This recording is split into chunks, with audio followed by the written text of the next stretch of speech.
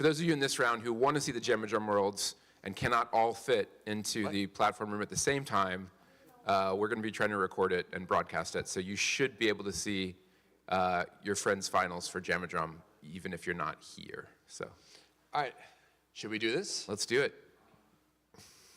Oh, you want? I really wanted to be recorded. It's okay. Well, and I guess for reference, it's always being recorded. It's just whether or not it's being live streamed. So when we put the video up, we can have all of this stuff. Yeah. Okay. Live dangerously, right? You ready? Yeah. So we're only going to do 2 for the first time, huh? All right. Oh, wait. Are you a platypus or a red panda? I'm either a red panda or a... Yes, does look red panda. I would say, I don't know which one I want more. I think I'm a fan of both. Yeah, that's true. Did you know platypus have those poisonous barbs? Platypus are just super weird. Yeah. Okay, let's All do right, it. All right. How do we figure this out? Okay. Tap on. I guess any button to join. I'm gonna guess. Oh no. We gotta do the whole. Oh, we do the pattern? Okay, here we go. Oh God, this is gonna suck.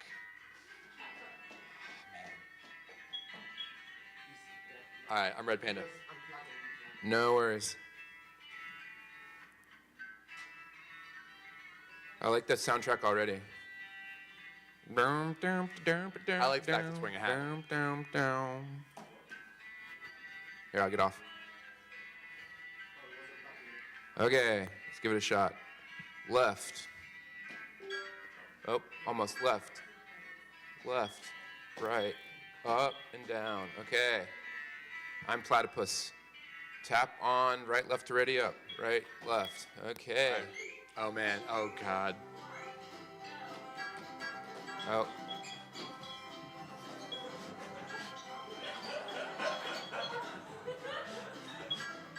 Ah! Back, back, forward, back, left. Oh no! Back, forward, back. Oh, if you make mistakes, it really punishes you. Forward, left, whoop, forward, left. All right. Back, left, forward, right. What?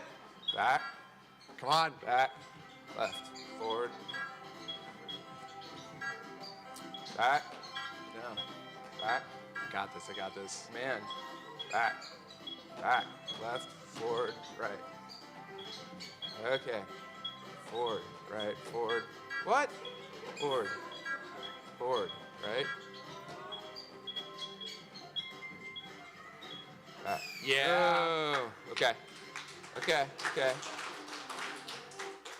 Woo! Oh yeah. Oh, there's also a like those badger and a skunk, maybe? Something. Got it. All right. Should we try? Go 4-player. So would you guys prefer to be top, one person on top and one person below, or one person on the left and one person on the right? Well, why don't we play 4-player? Can we play 4-player? We can. I mean, I thought you'd be only you two, so I was going to give you the controller, but if you are willing to have more. Yeah, we can have more people. All right. So, I feel like there's got to be some way to handicap the Henko controller here. Yeah. Oh man, no. This.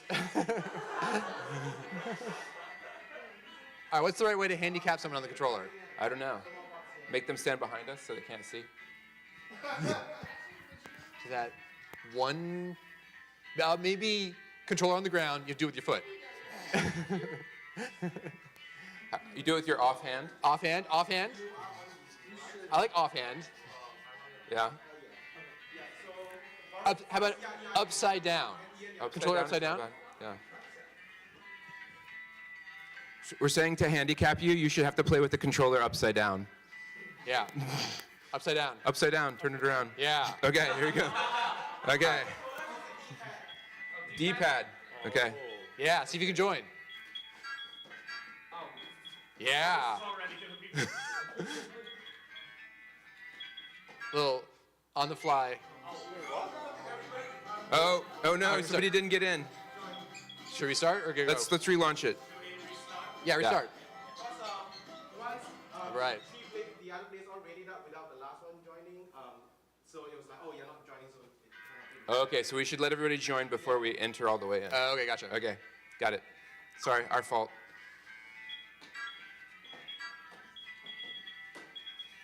Yeah, remap the brain.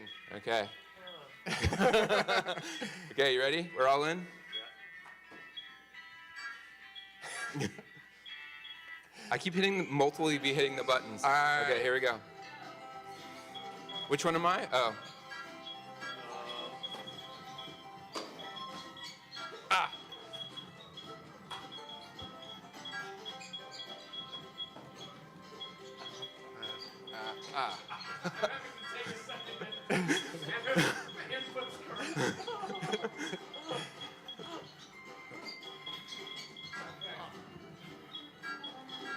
Ah! No, that one.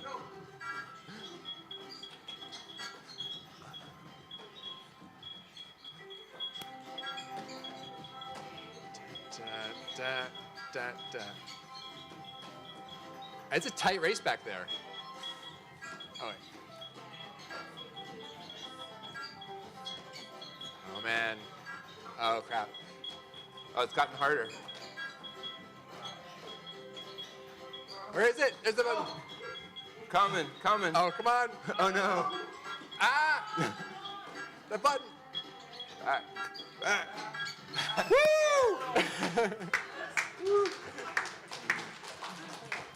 Our handicap was too successful. It was. I think. Thanks for playing, was, y'all. I really appreciate it. It was close. Yeah. All right, let's talk about it. Yeah. Oh wait, let's turn the volume a little bit.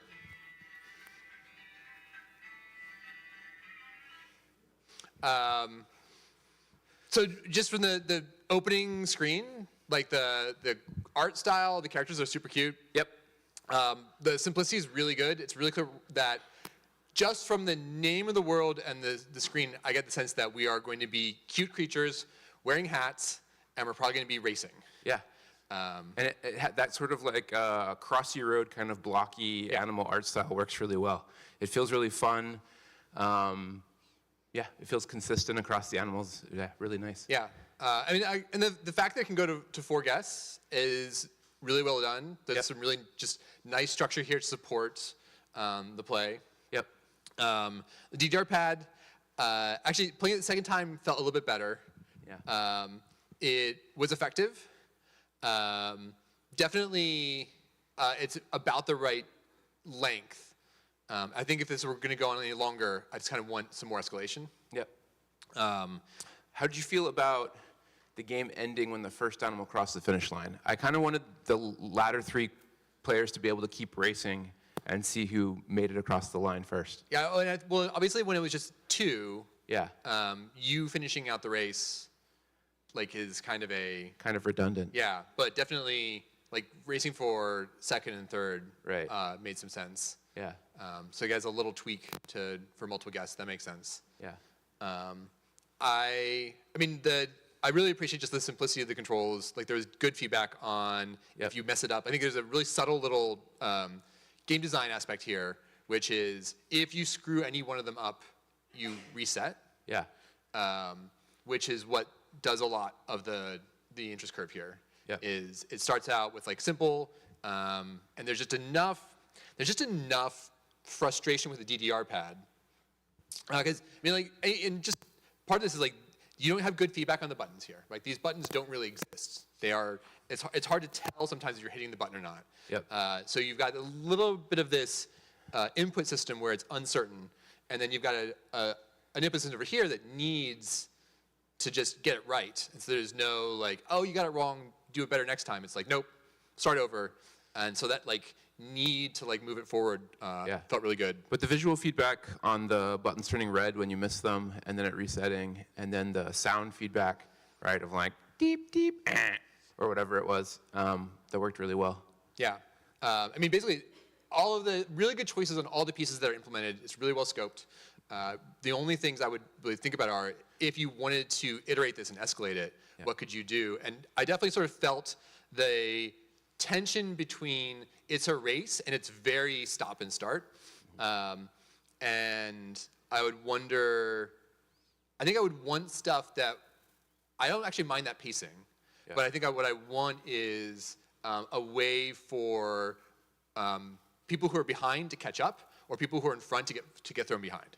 Right. Like something that would tighten the race up a little bit. Like if there was like power combo and it was like 8 things long, but it would get you like twice as far or something for the people in the back, right? Yeah.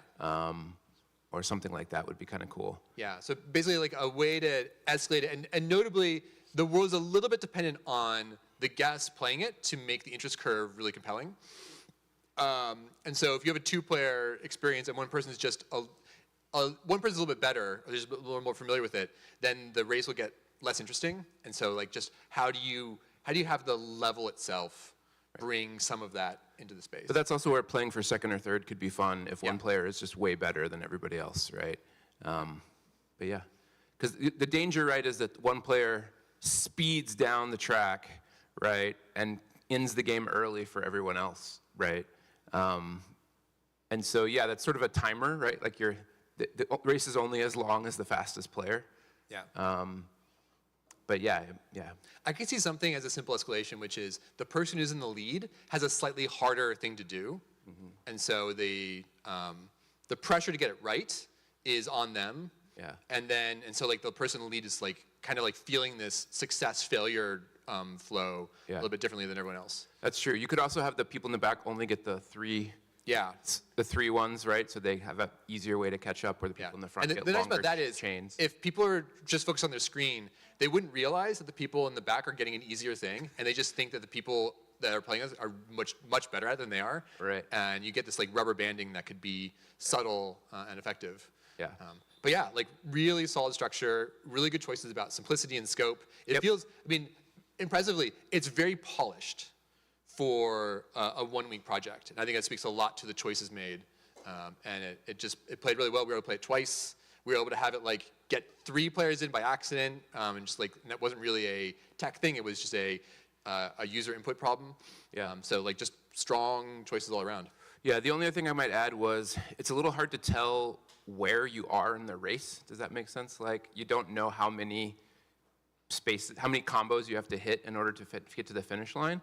I can imagine ways you might indicate that visually, either with like the terrain changing as you get closer. Maybe there's already stuff like that I just didn't notice.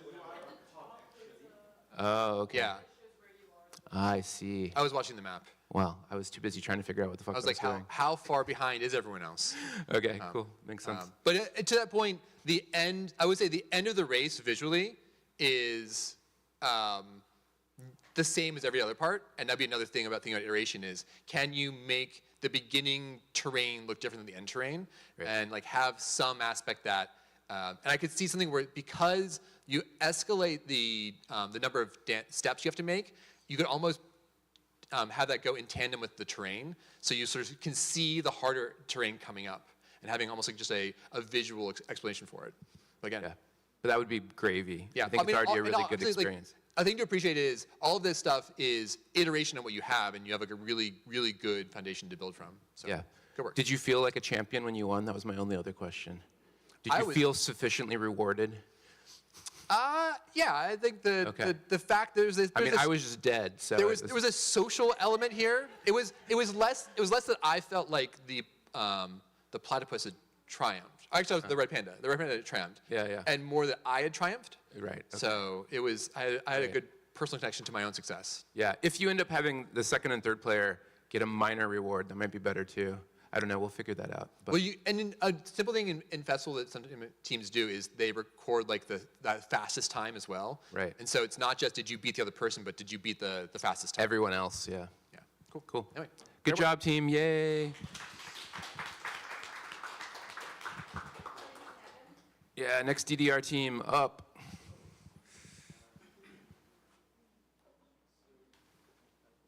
Due to some last-minute changes, we took, like, there were some problems with potentially double registering an input. To be a little bit more reliable, we switched it to control. Is that all right? That's okay. You want to control however you want. Yeah. Anyone got a ping controller?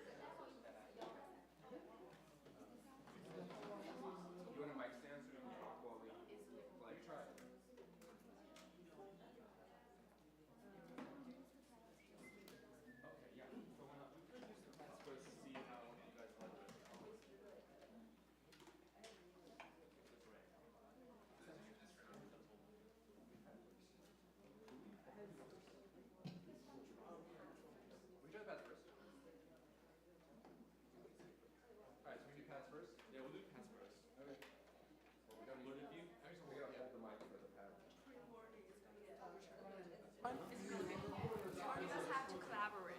It'll be fun. I mean, we're good at collaborating. You talk? We've co-taught this class twice now, so that's good enough. Yep. right? 2, 3, 2, start. You might want to step off the pad. Yeah. What?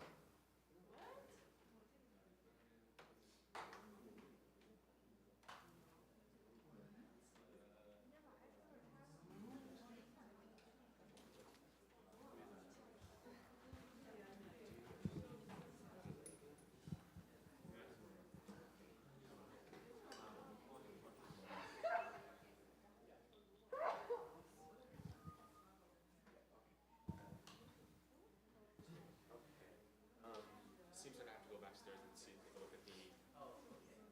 Something's missing. Do you want us to play the? Yeah.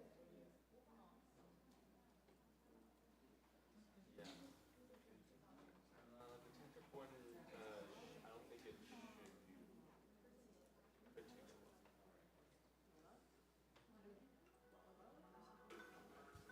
All right. Try this. Yep. Yeah, we can give this a try, but I think it has some debug load on it. Yeah, can we show it on the screen? Yeah, okay. First player we have to do. Yeah, the first player. For TV.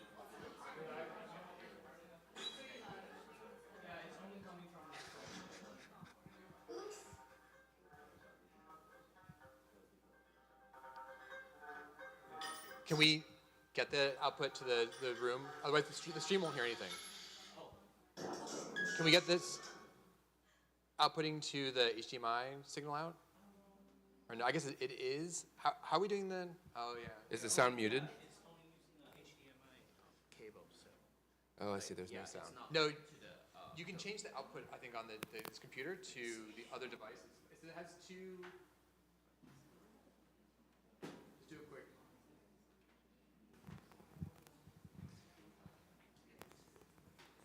Are you a Mystery Shack fan, Dave?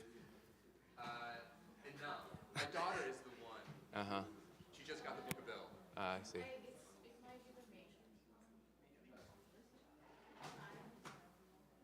It might be really loud.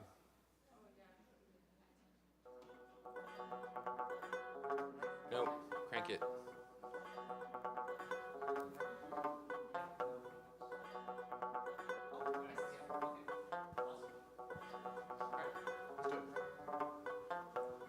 Okay, let's do it.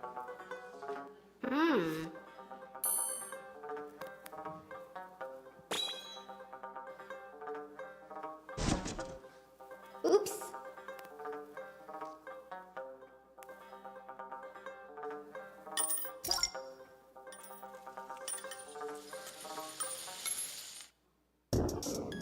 All right. Step right in. Player one. Step up. Oh my gosh, we got to like move around and catch this. Oh, it's like a D-pad. Okay, we gotta get close up. Wait, we gotta hold on to it. All right, it's in our range. All right, wait, there's a. We gotta stay away from that. Do we want the bone or no? I think we want to catch. We want to catch the good things. Where are we don't want to going? fall off. Oh my gosh. Okay. Where am I going?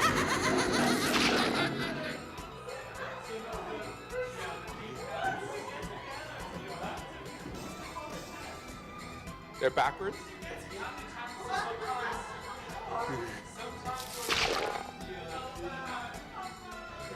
Oh no. My right, I've lost control of right. Oh, there we go. Get back.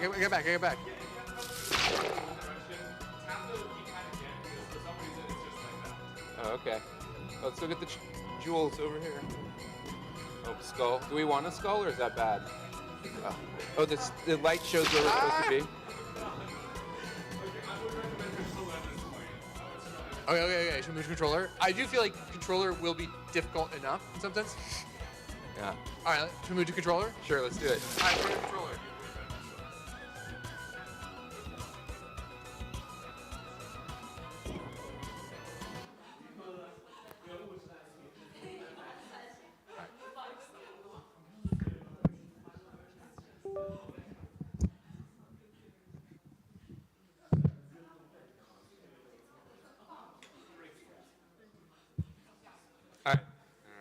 D-pad? D-pad. So it's only Do we have to? We don't have to grab the chest with anything? So you're supposed to catch the. Sorry. Oh, sorry. You're supposed to catch the Treasures in the chest. treasures, but avoid the bones and skeletons. Yeah, gotcha. All right, We just move the chest by running into it. let's skip this. Skip the beat. Okay. Okay. Where are we trying to get to? Oh, the way the money is. Where are you going, Dave? Oh no. Come back. You gotta hit the same direction you're going and it'll cancel it. Yeah, if you go to the They center. lost the chest. Come back, chest. Where are you going? Oh god. I'm trying to cancel it. Oh, wait. Oh, I see what you're saying. Okay. Down here. Someone's down here. Yeah, you I'm coming up. Okay. So yeah, press up here. So when we're close together, the chest appears. Yes. Got it. Okay. Oh, nice. Avoid the bones. Avoid the bones. Sorry, I'm trying to go back the other way. Here we go. On. Oh, it hit my head. Time to die. Oh yeah, sorry, I'm going the other way. I gotta come back. Wait, there's some magical stuff going in that direction. Is that good or bad? It's bad, I think. Bad. Avoid Because when you get away from that. Come on, money. Can I pick up the money that's on the ground? Now I think we need to get the chest in place. But I guess it's not. Wait, so we don't win the bones. -2. We're doing great.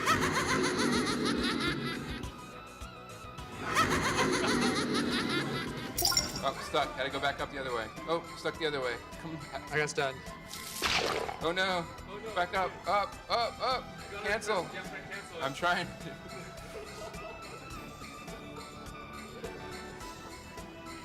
Did we get that? Was that a good thing? I think it was a good I thing. can't tell. Our score is certainly -3, so I feel. Oh, we got Hey, -2. -2. We're getting better. Let's see if we get to pot. Sorry, Wait, there's I'm a coin. going There's a I'm coin. going up. I'm going up. Oh, so close. There's a gem. There's a gem. Oh my gosh.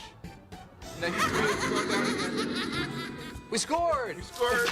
Gem. Gems. Okay. Did we talk about it? Yeah, let's talk about it. Okay.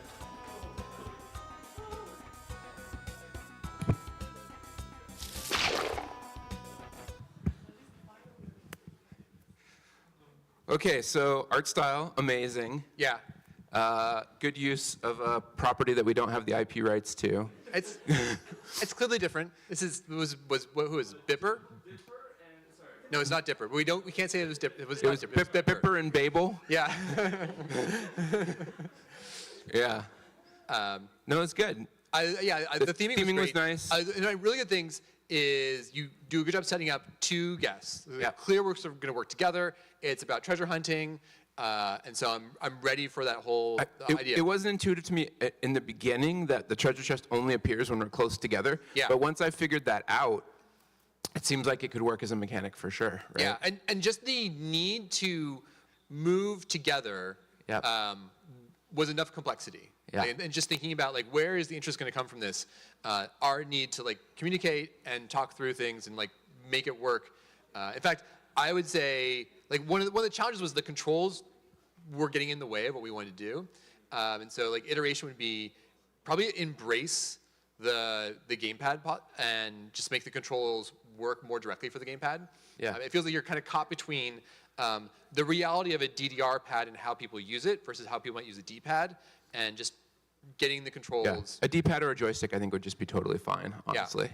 Yeah. The other thing I really want shadows on things that are falling. Yes. The thing that I think I felt a lot was like, we're getting close, like here comes the gem, and then it doesn't go in. And so the pieces we would need are like the control to move with confidence and then know where to go. Yeah. Because then the communication can become even more meaningful. So sometimes squares lit up, which seemed to indicate places where things were going to happen in the future. Is that right? So we're supposed to go over there. Is that what's happening? No, those are spike indicators. Yeah. Oh, okay. It was bad stuff. Oh, I couldn't figure that out. The warning that spike is going to Okay. Because it was hard for me to read the floor and figure out what exactly was happening. I agree with Dave. Some shadows of where the stuff is dropping would be super helpful. And they could, start out kind of small and then get bigger as they come down to like help us time it. It was hard to know exactly the position of the chest, but the grid definitely helped, right? But I couldn't quite tell how close the chest had to be to the items for us to get them. Do we pick up stuff when it's within our circle that's glowing on the map, or does the chest have a range? Yeah. Okay. Like which character you were. Well, Yeah. I assume the circle is also an indicator of the circle sort of had to be touching for the chest to appear. Is that about right? I guess with the circles. It's a distance. We set a. Well, I guess did the circles have any meaning when it came to the chest, or was it just an indicator of which character is which? Later on, we have the stunning part, where these lasers that follow Yeah. the player, so the blue one follows the blue, Gotcha. the yellow one follows the yellow player. Okay. Okay. Yeah. See, I knew which player I was just by the side of the screen that I was on, right? That's not a terrible idea. I think I just really need an indicator of where the chest needs to be. So if the chest has some sort of range marker on it, that would be helpful in terms of just knowing where we needed to maneuver it. Yeah. No, and the fundamental interaction of carry this chest between a cooperative two players and catch stuff.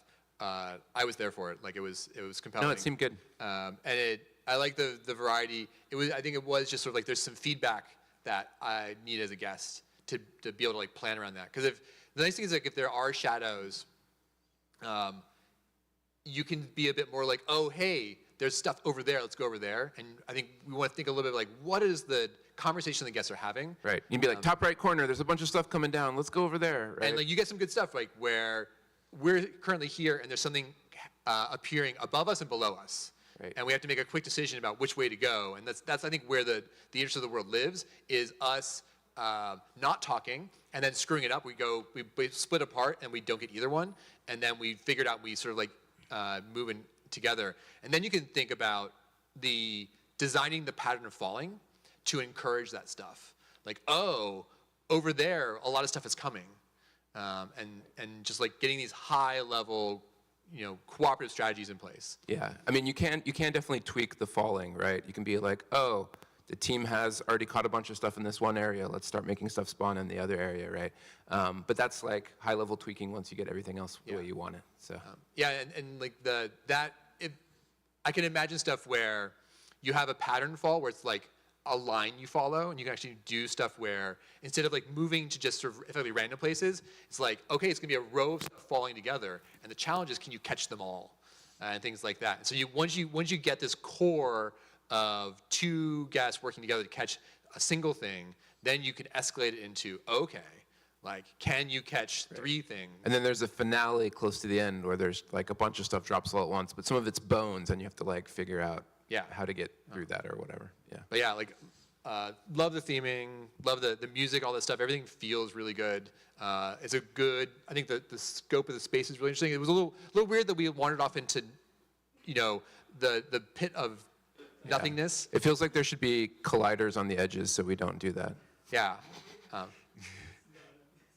It's not in this build, huh?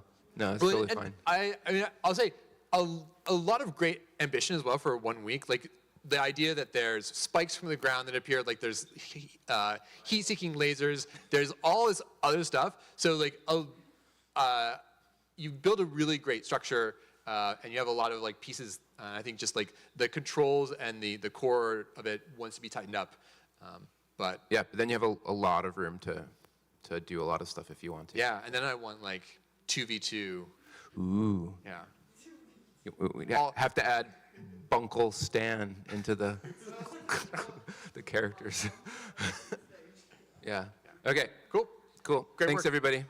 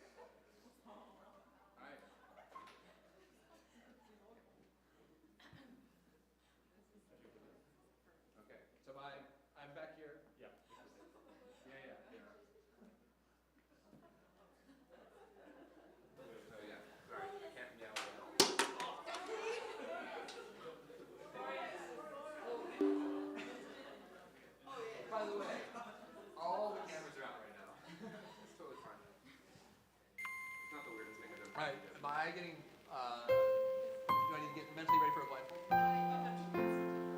Okay, we had passage tutorial. And I will say, You ready? I like look past you. Yeah, that's fine, sorry. Alright. Cat wants fish.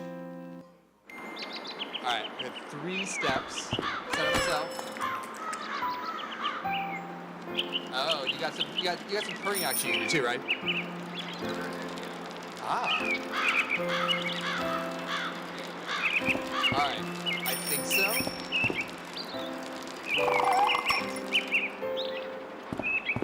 Oh, fuck. Ah. Oh my god. Are we not? Are we stuck on something? Did you unplug? Did you like? But did I plug the pad? Maybe. Right. You are. There we go. We got it.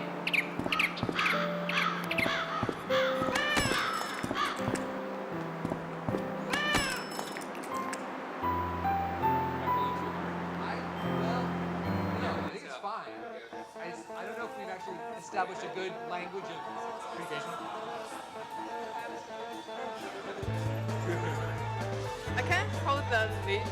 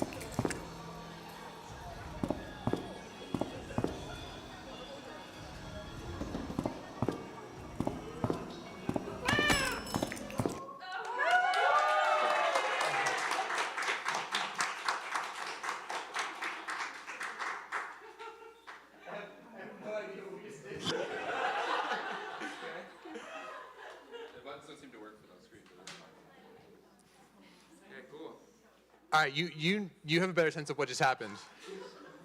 Do I? I don't know. Yeah, I mean Hello? It mostly worked, I thought. I will say, We got hit by a car twice, but we figured out how to brake. I felt like we did actually work together and successfully navigate something. I don't know what we navigated. So I had 2 buttons with sound on them, and it was hard for me to figure out both how to pull you in the right direction and give you audio signals. there was like essentially a happy sound and a yelping sound. But the happy sound I felt like was too subtle for you to really get There was reinforcement. a meow, but I thought it was when you got a fish. There was also a happy meow when we got And a so fish. I Yeah. heard, as far as I knew, Yeah. there was one piece of audio feedback, which was a relatively loud meow. Yeah. And I think it was when we got a fish. Yeah. And beyond that, there was no other audio feedback besides Aside when you ran into something. Let me talk about what I was able to knew about. I heard footsteps, so Yeah. I sort of knew when footsteps were happening that we were moving. There was definitely we were bumping into something sound. Yes. And That happened a lot. that happened. I felt that. And then there was the meow. Yeah. And beyond that, there was other feedback, but I didn't have any mental model for exactly what it was. Yeah, that's what I meant. So I think I ended up not using the sound very much because I felt like it was just going to confuse you. Yeah. But the hardest part was stopping because the only way to get you to stop was to have the leash go slack, essentially. Well, that became a very effective signal. Yeah. I feel like we found that the language of that. But I had to tell you we got hit by a car, right? Yeah, that was helped. cheating a little bit. I mean, I feel like if I'm in this world, I would know if I got hit by And a you car. heard. Did you figure that out? I didn't know exactly what happened. I was pretty sure. Well, I was listening to the audience too. Yeah, And yeah. so They were you could- going, you can kind of tell when something bad happened. Yeah. But I mostly I didn't know. Should I just turn around and slap you in the face when we get hit by the car? Well, and I guess to the point of the tutorial, I didn't know that cars were a threat. Yeah, right. That was a possibility. But once that idea became something I knew about, Yeah, then yeah. the idea of stopping made sense. Yeah. And the idea that it was a timing thing made sense. It does seem like it would be fair to introduce the player to the fact that there might be cars. Yeah, and part of this is just, I don't think I would need to see it so much as just know about it. Mm-hmm. And if I watch this from an audience perspective, Or something that's just like, if you get hit by a car, you respawn. yeah, might be good Like, enough, there's- right? and just thinking about watching it before playing it, if I'm waiting in line, there's a good chance all these problems would sort of go away. Right. Because I would get it, and I would be like, oh yeah, we're probably at the car part. Yeah. Let's do something a little bit differently. It's true, watching people play it beforehand would solve a lot of problems. Yeah. Yeah. And I think some of the interest is in discovering how to work together. Mm-hmm. And so it's a little balance of how much information is too much information. Yeah. And I actually like the idea of watching it and then being like, oh, we can do so much better. And then Right. you get into it and you get blindfolded and you're just a disaster. Right. I definitely want a leaderboard for the number of fish you can collect. Right, that seems important. I also think, there's another thing I was going to say, now I don't remember. I think you need a narrative beat that's and then night falls, and the person with bad vision can't see at night, right? You need to somehow explain why you're putting the blindfold on, right? Was the environment different? It in the was. Buffalo It's dark. Okay. Yeah. But I think showing that environment dark and then be now put the blindfold on because the person can't see and their seeing eye cat is going to help them or whatever, right? Yeah. I did appreciate the fact that it's a cat and not a dog. Yeah. Because it definitely sets up the relationship to be a little more adversarial. Yes. It's we suck at this because you're a cat. Also, cats can see better in the dark than dogs can. I didn't even know it was dark. I just knew it was blindfolded. Yeah. But, I mean, from an experience, I felt it worked. Yeah. I asked a question for the person being the cat. Yeah. Was it interesting? Yeah, I think it's sort of frustrating, but it is interesting. And I think the main thing that we figured out was how to stop, Yeah. right? And that happened just during the course of play, so that was pretty good, I thought. The other ones are more obvious, right? Pulling to one side or the other or straight, right? And I think there's only 3 lanes that you can be on, essentially. Yeah. Yeah, and then trying to collect fish. Because if you keep going forward, you miss a bunch of the fish, right? Because you have to kind of zigzag to do it, right? And figuring out how to, if you watch somebody play and you know you're trying to get fish, I think the player in the back would be more patient, right? and wait for the signal, but I think your impulse is just to go, right?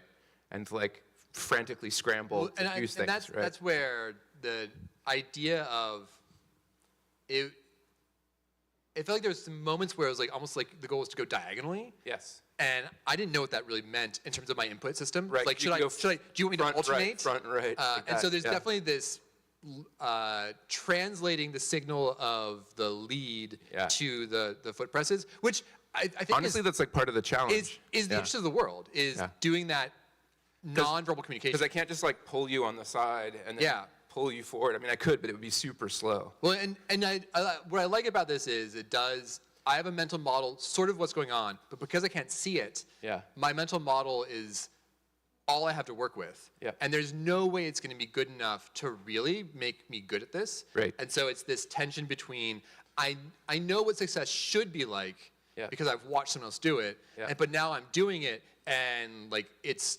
kind of falling apart. Well, if there's time in festival and people can switch roles, that would be Yeah. interesting too, right? But if there's a line, you might not be able to do that. Yeah. Yeah, there was something else I was going to say. No, I don't remember.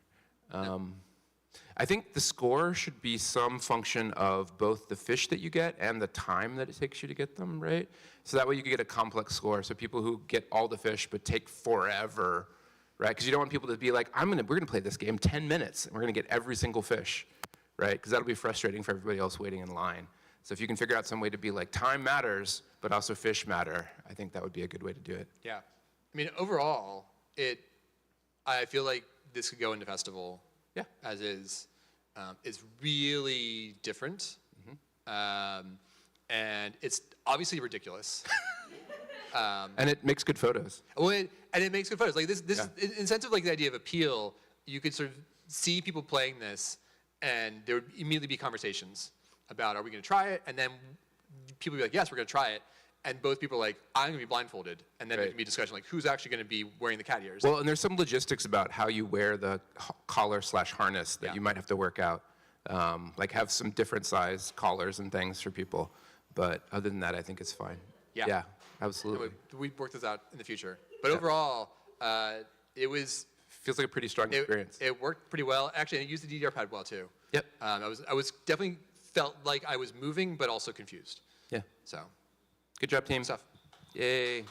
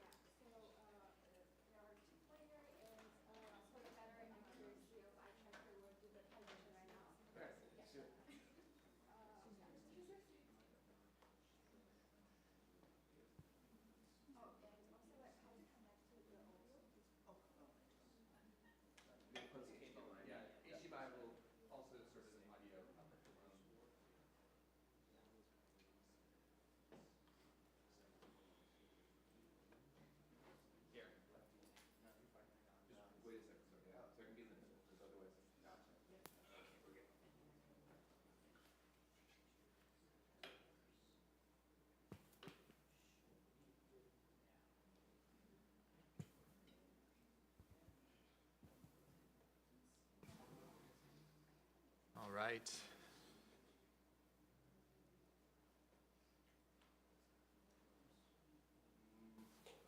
Can't move around very much. Maybe I should be more centered here.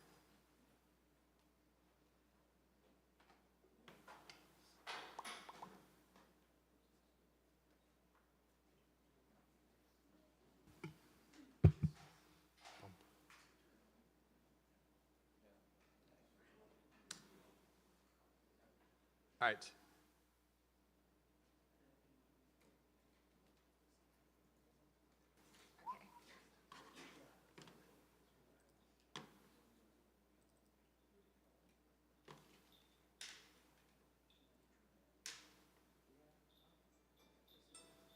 Is that fine? That's fine for me.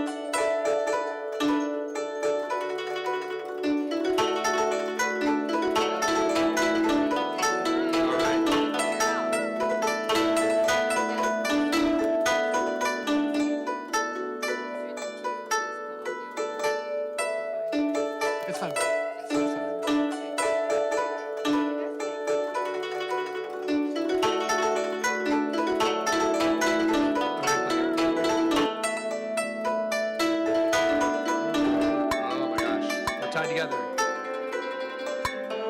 I guess climb up. Where are we going? Go to the right. This way. Found the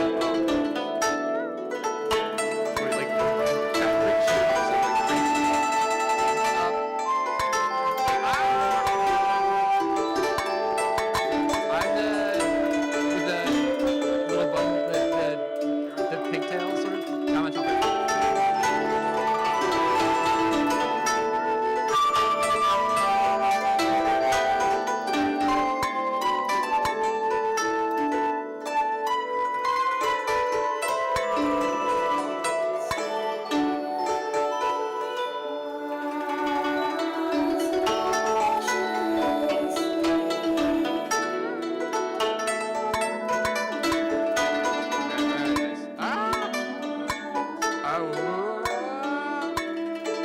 This way.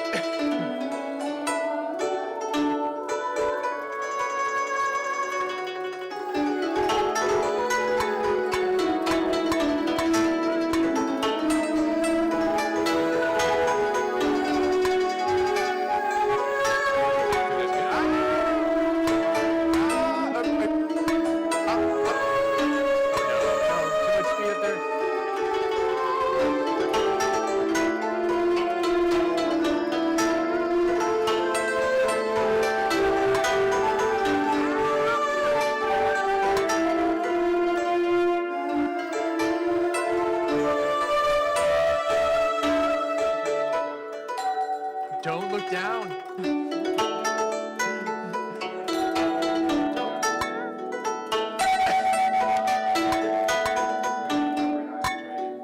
Sure. To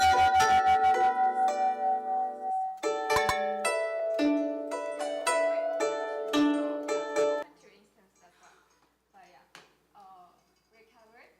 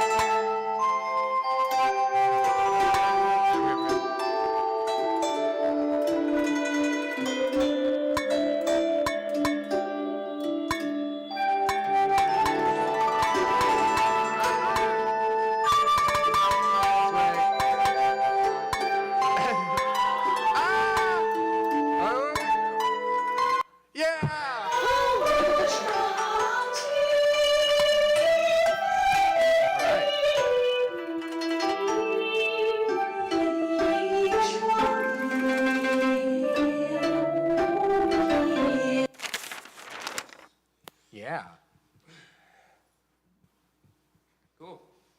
Let's do it. This was really lovely. Yep. The music, the tone, the name of it, all the stuff felt really good, and it was an interesting tension between a very gentle, like calming space, and then just ricocheting off a branch and like being like, just do better. Yeah. Absolutely. And so I kind of liked. It felt like being married. It was a little. The whole like we're tied to this rope and we're working together. Like it was a very effective form of cooperation. Yeah. And one of the nice things was we didn't have to talk too much because we both sort of knew what we were doing. At least after the first time. Yeah. I mean, it was clear like I think the calibration helped a lot. Yeah. And so when the calibration's in the right spot, which I think it mostly gets to, it was very effective. And it was like the level was interesting. There was like these, you could sort of, one way you could sort of tell like if a world is working is if we've played a little bit and then we see something coming and we know what that means. And there was definitely some good moments of, oh, it gets tight here. Yep. And like that's gonna be tough. And there was some really nice, it was a really nice feeling that we were both moving slowly and kind of like making our way through. And then like it gets a little bit off and then like you get stuck or I get ricocheted and we're dealing with it. And so it was just some nice natural interest coming from the tuning of this and like some of the chaos. Yep. Yeah, it felt like you had enough control, but not total control, right? Which Yeah. is what I think you want with eye tracker, right? So that part felt good. Yeah. And it was, I mean, my reaction was, I would want to play more. Like we got to the end, I was like, oh, we got to the end. It was much quicker the second time, Yes. but I bet you could get faster if you practice. Yeah. Yeah. And part of me is like, if I were doing this for festival, I might have like 2 levels. There's like, you know, young lovers. It's like it's like designed to be a little bit easy because you don't know each other very well. And then it's like the old married couple who's like, they're both like a challenge working together, but they're also like experienced and Right. they're gonna like really climb Right. the space. Yeah. But the nature of the level and the mechanic was working really well for experiencing this. Yeah, absolutely. The leaderboard's nice. Yep. Definitely, I could see just the idea of like beating someone else's time and like trying to be the fastest. Yeah. If you're going to run it for multiple people, you probably don't want to have to like log in every time. Is there a way you can just keep the network going and then play again? Yeah, if it's for a festival, we can actually connect to the server. Okay, cool. Yeah. Yeah. Part of me also wonders, on iteration, could you do something where there are distractions? Oh yeah, that's my if we get into the festival, we'll Yeah. definitely have like obstacles moving. It Yeah. probably, like, Yeah. the trigger, and when you reach some point, it will pop up suddenly.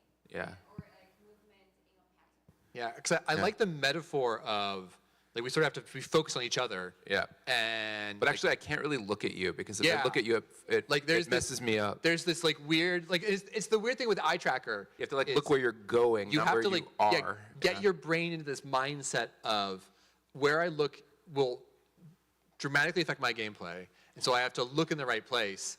And there were moments where like I glanced, I think, at the timer. I was like, ooh, don't do that again. And so you could play with that a little bit. And I like also the idea there's some theming here where that focus and that concentration is kind of meaningful. And so I'd wonder like, what are distractions that are on this journey that would interfere with our connection? Right. Like you could have a crane fly across the screen that you can't crash into, but like you want to look at it, right? But you're like, don't look at the crane, don't look at it, right? Or you could have like beckoning demon spirits who are Yeah. like, come over here, and you're like, no, I gotta It's like stay here with shiny- my wife. It's like shiny Right. gold coins are like, oh, you want riches. Yeah. And so I think playing with the idea of what the story is and then what it really means to distract someone could be a really nice way to take this. Yeah, absolutely. It was fun to play. And I think it was a really elegant use of the eye tracker as well. So, Nice work. great work.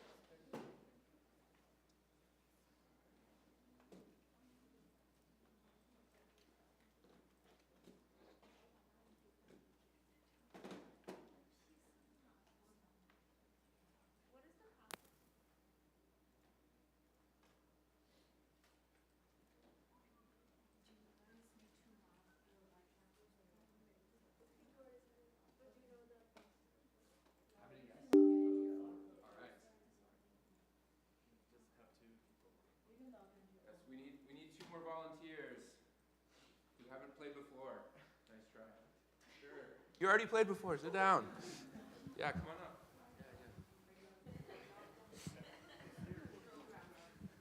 You already used up your slot. You're not a naive guest anymore. Just going in line.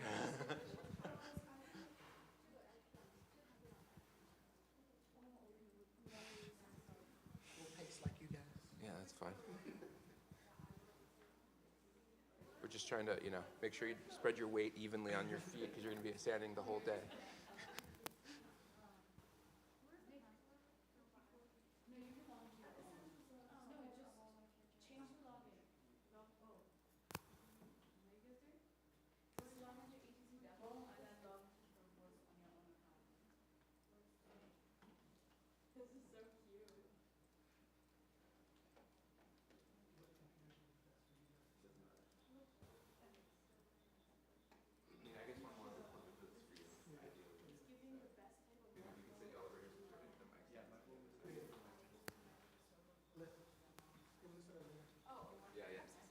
No, it's okay. It's just because we already have mics in there. Off-camera sound.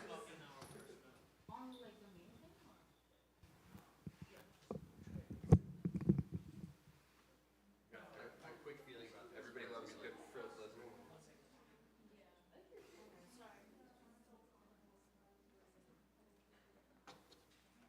Four adaptive controllers. Okay. Yeah, that's true. All right.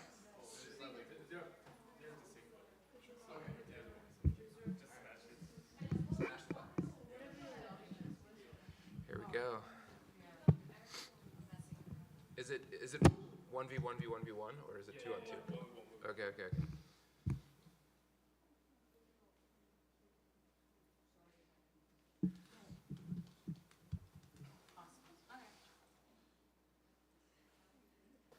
I love the simplicity. It's almost like you have like a networked Jamadrum, right?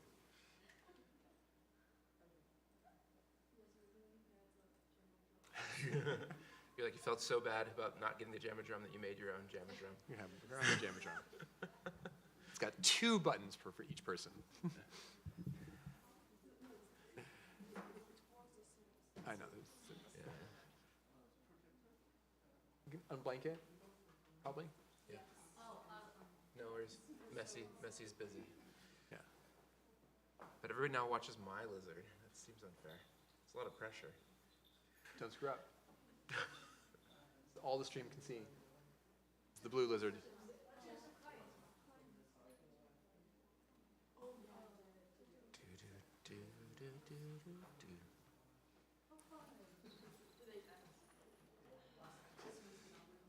Yeah, it's nice to know that at festival, though, all the networking and stuff will all be set up beforehand, right? So you can just drop them.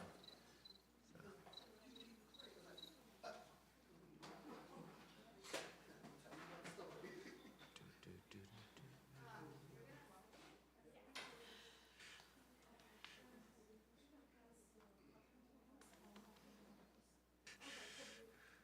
We're gonna do stuff. All right. Here we go.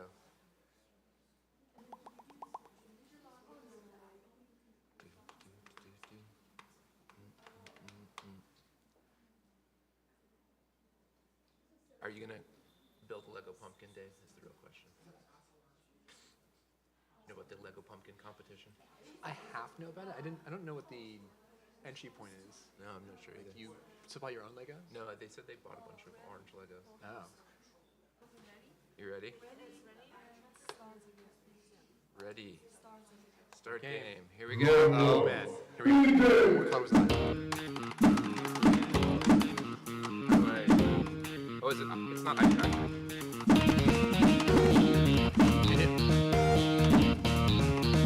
What am I doing?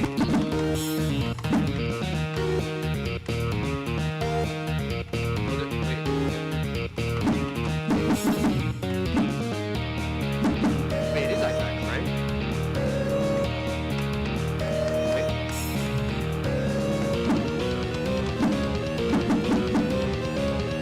Wait, I don't want the ball. Right?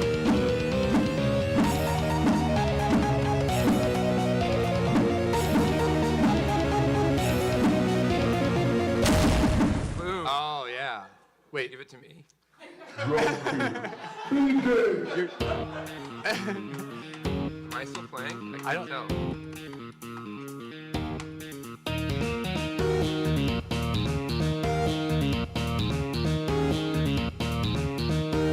Running around.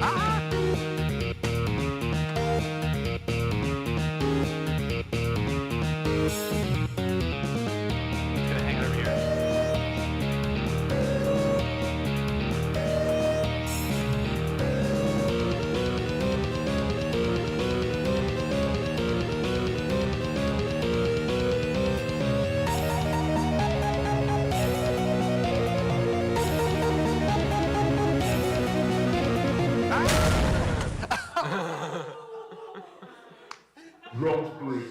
All my hard work.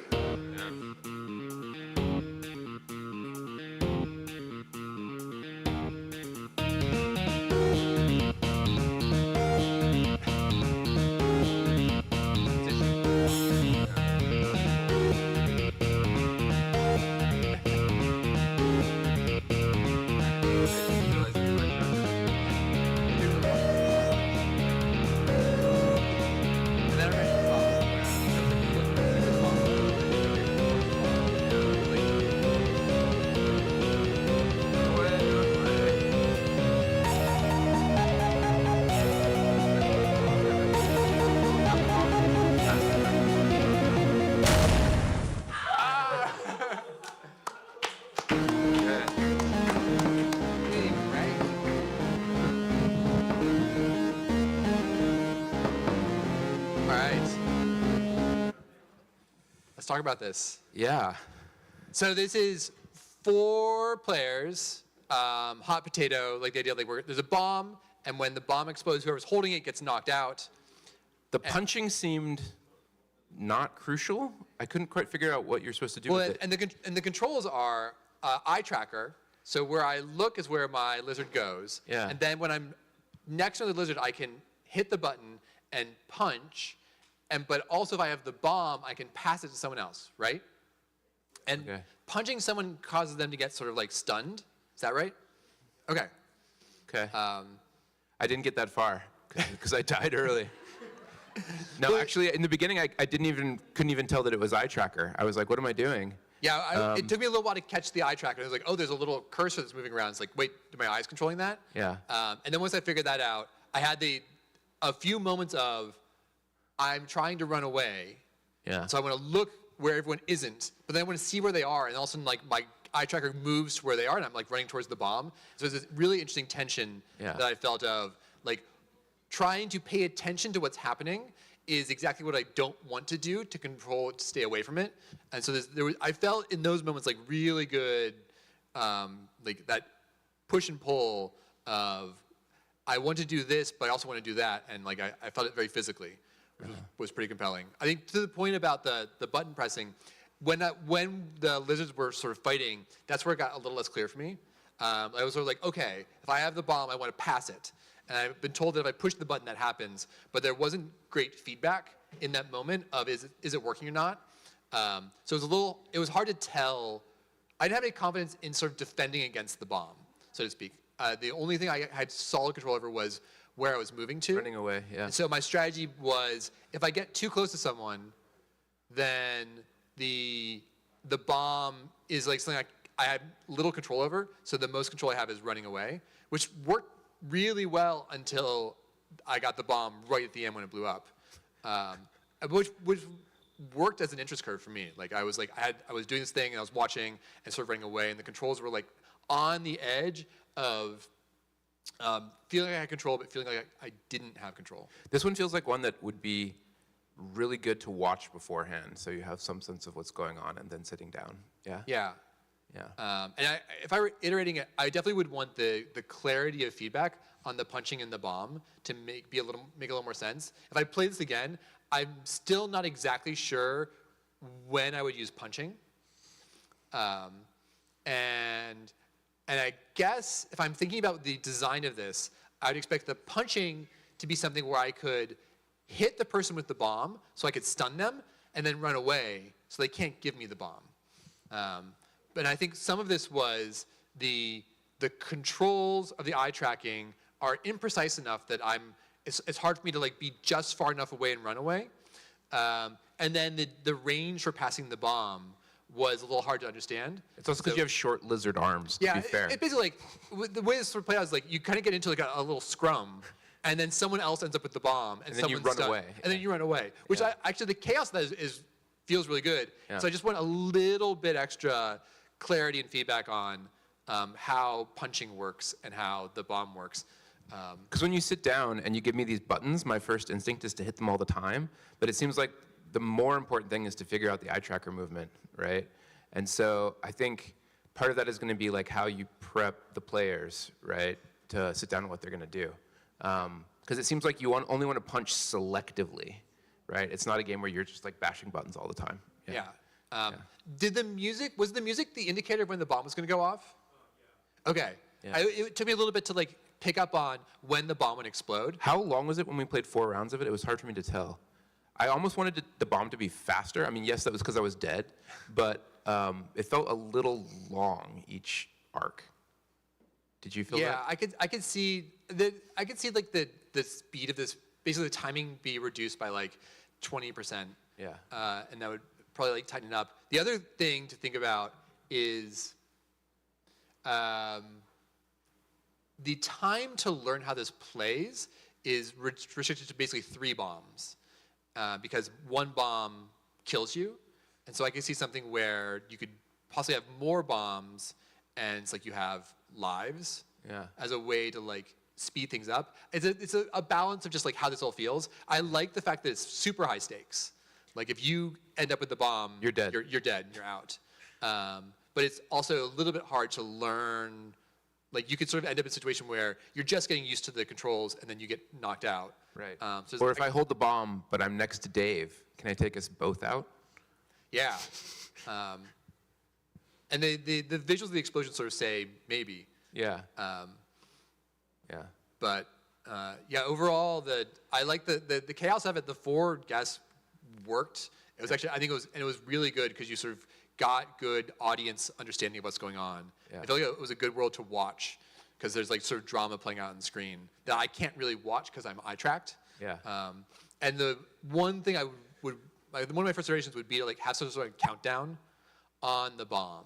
So like the bomb, like when it gets to like the final 5 or like 5, 10, 4, you can see 3, it going 2. because it was, I think the subtlety of the feedback of the bomb exploding undercut the actual drama of what was going on. Yep. But it was fun. And especially 4 guests, eye tracker and adaptive controller, like it was both really complicated, but you managed to make a world that was relatively simple. Yep. And I think it speaks to like the power of the simplicity of this, which is it's 1 button, an eye tracker, and a really simple concept, and just sort of like that concept is working, and it was good. Yep. Good job, team.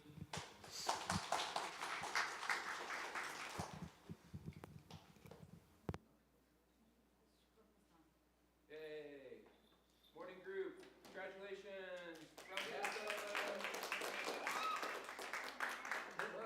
So we'll do retrospective on Thursday and also introduce assignment 4, and also Jesse is coming. So there's a busy day on Thursday. Thursday's gonna be kind of busy, and Thursday's Halloween. Yeah. And then we don't have class on Tuesday. What? Because it's election day. Next Tuesday, no class, visual student.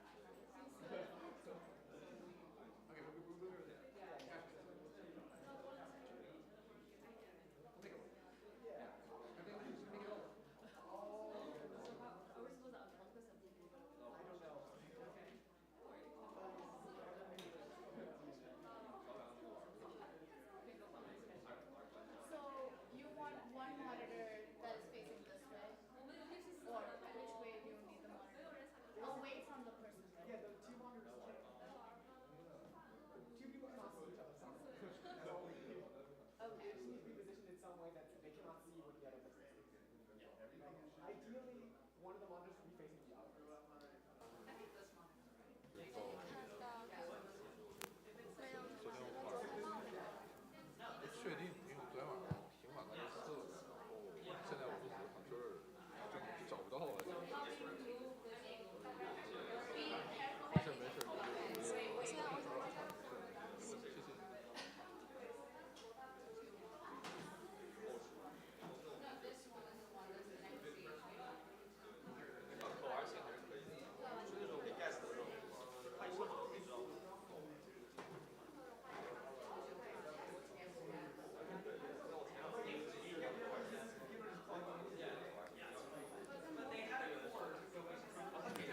It's Team 40 here. Team 40. Team 40.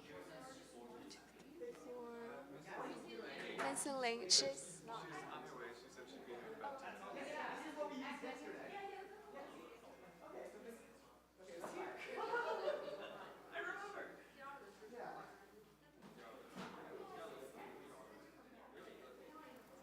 Team 36. Yes.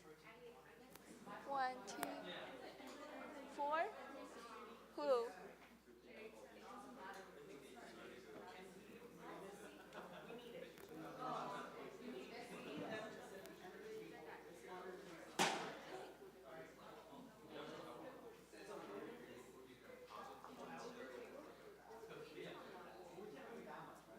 Team 43. 1, 2, 3. Who? Jack. And Jing, right? Okay, tell them to calm down.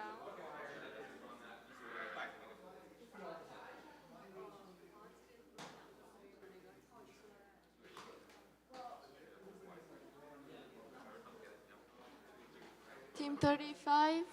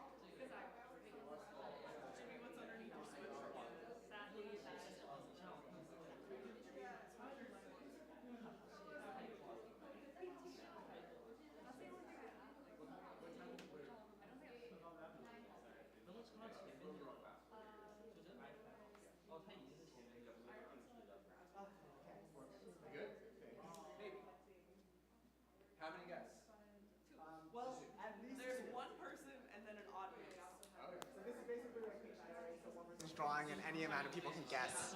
Okay.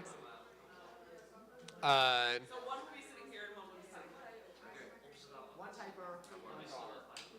I will draw, you type. Where's drawing? Is that calibrating the eye tracker right now? All right, it's drawing with my eyes. Yes.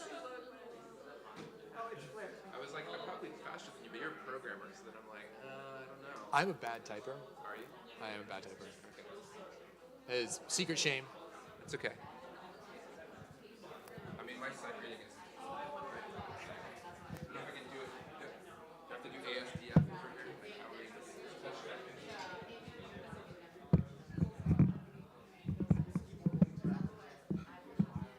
Cool. Sounds fun. I mean, I love a good typing game.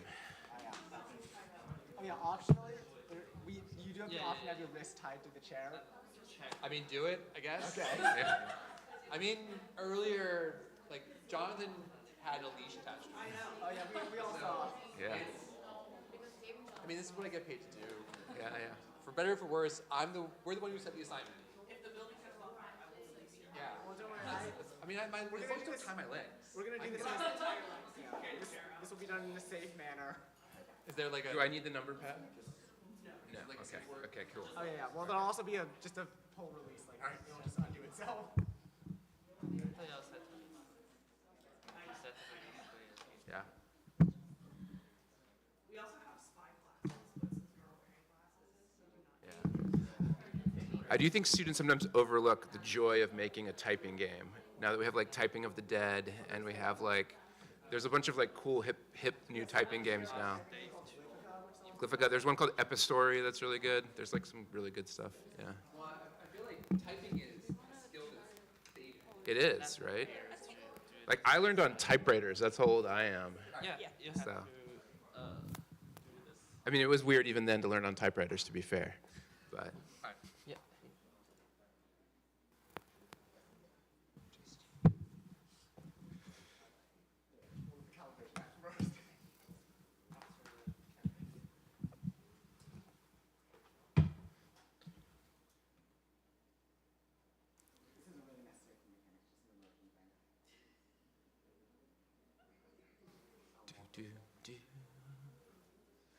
how will being tied up affect your vision, though? That's the good question. Should I be tied while I'm getting calibrated? Just to make sure. Are you For the binding full my wrist to immersive the experience. You need to be able to press a button in your hand. chair? Okay. All right.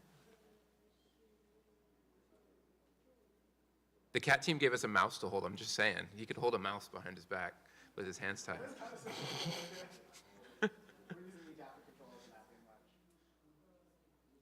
pretty much. I guess you could. You could pull a button up and give it to him in his hands. Go ahead.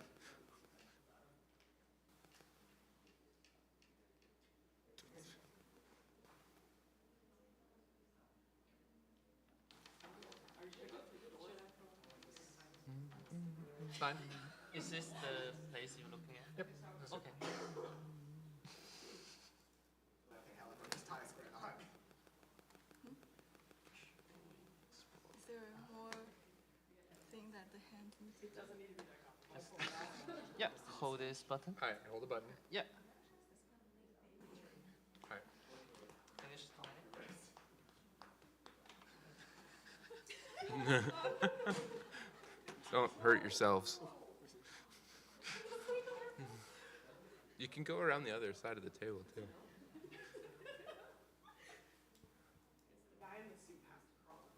Yeah. Okay, coming to you live from RPIS. It is round 2 of round 3, finals.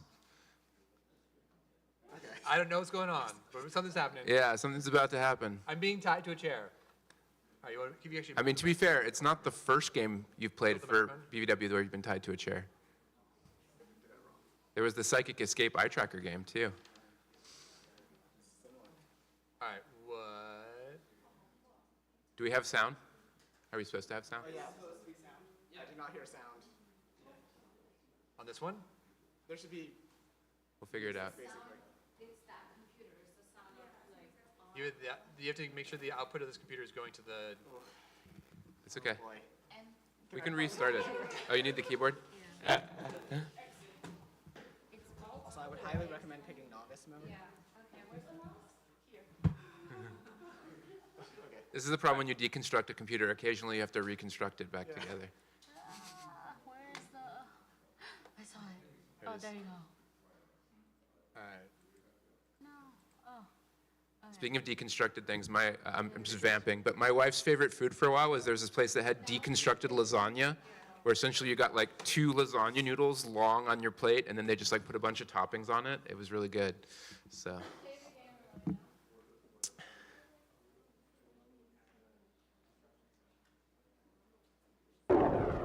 Hey. Oh, signal unstable. Here you go, sir. Thank you, Derek. Okay, listen up, Agent X. We're passing to your glasses. You have the passcode to Dr. Doom's nukes, but with him hovering, you can't just say it. We'll need you to use your lasers to etch on the wall the code. He won't see it, but we will through the feed in your glasses. Once we have this code, we'll be able to disarm the nukes. We only have minutes. It's all up to you, Agent. I have to say, Ben plays a good secret agent.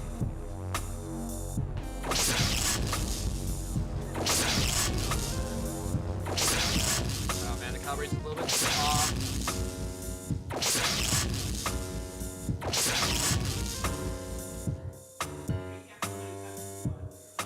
Okay, I'm just waiting for something that I recognize.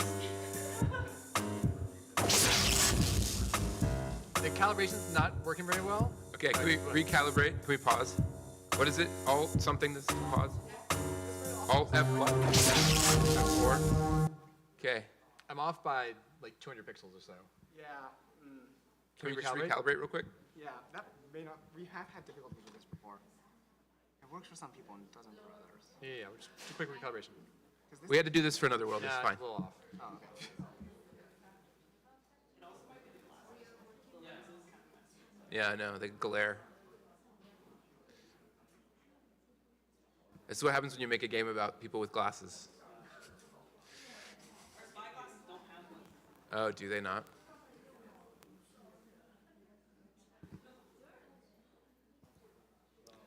This it feels like it's an homage to that scene in The Incredibles. You know what I'm talking about? Okay, just making sure.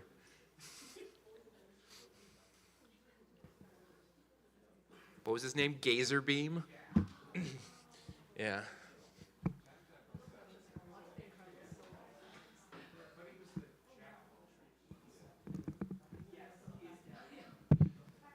Yeah, we've had, what else have we had with laser eyes? There was the window washing game. There's Laser Mom.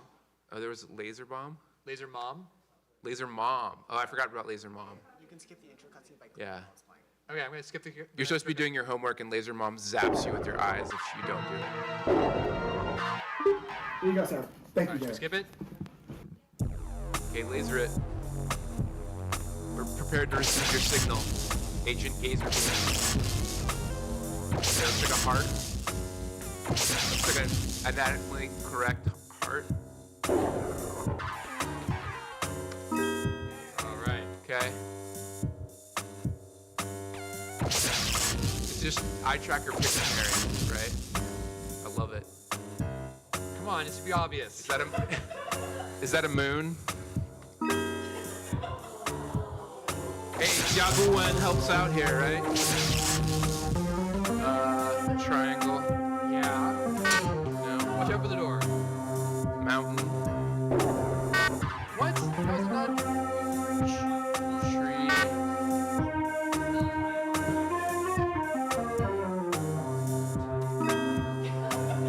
Sorry. It's one of those things where you can get false positives, right? False negatives.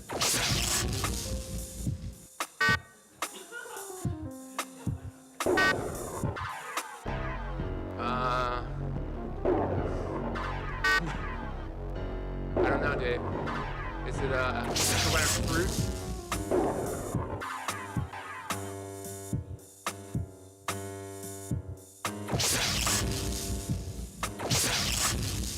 Oh man, that's not gonna work. Is that Africa?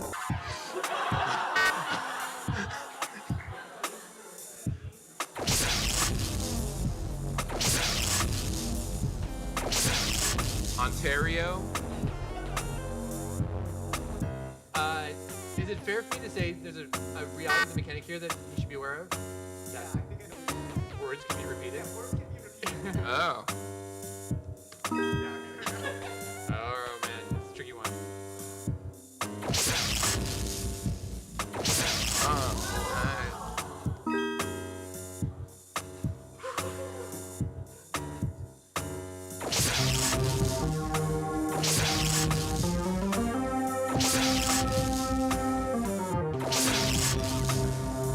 Okay, you're next. You did it. I got We you. got the codes just in time. Extraction's on the way. You saved billions. Mission accomplished. Thanks for saving the world again. Nice. I think we're gonna have to give Ben an award for like best actor appearing in a game.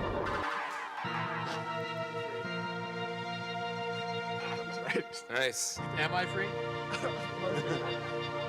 Hold on, I can't. I got It's like getting tighter. I got it. It's all under control. Okay.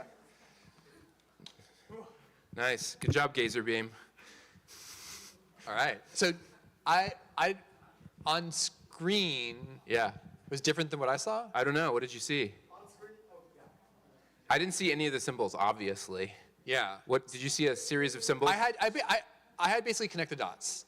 Oh, connect the dots. Yeah, with no numbers, just the dots.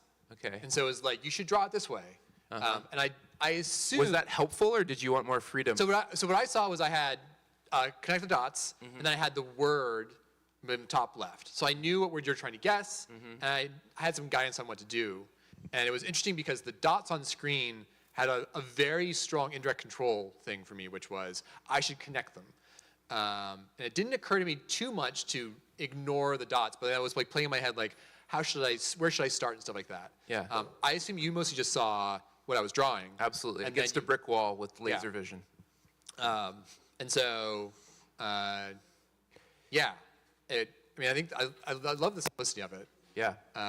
It definitely made me feel the reality of the eye tracker and like the challenge of the calibration in ways that other worlds don't make you feel. Yeah. It's like I'm trying to draw a picture very specifically, and one of the weird things about that is I can't think about drawing the picture. I have to think about waypoints for my eyes to get to so it works well. And like I think the one I was definitely the best at was the star. Because like the way I know how to draw a star is like up, you basically just go to the points. And the really nice about that one was the dots for it were just 5 dots. So there was no like, oh, you should like go in this direction. So it was really interesting using the eye tracker to draw these things because there was a lot of thinking about how do I use this interface that sucks to get something that's kind of close.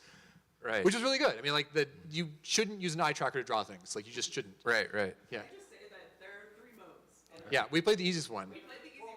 Second mode doesn't have dots. Gotcha. Much harder. The other 2 modes are very difficult. Okay. The third mode has more difficult words. There's no I see. less time and the words are something else. Yeah. Nice. Cool. I mean, I almost want, if it's like that, to have like a few easy ones and then have it get harder and then have the really hard ones. It would have been really funny if it went like heart, triangle, star, Africa. And I think there's an interesting like level design here where you play with expectations. Yeah. And what is something that is both ridiculous, but actually isn't that hard to draw? Right. And stuff like that. Yeah, I think Australia, Africa would be up there. Right? Yeah. Yeah. But yeah, like the, Weird, obscure U.S. states. Like, how and- do you draw Mississippi? well, and there's a little bit of what does the audience see?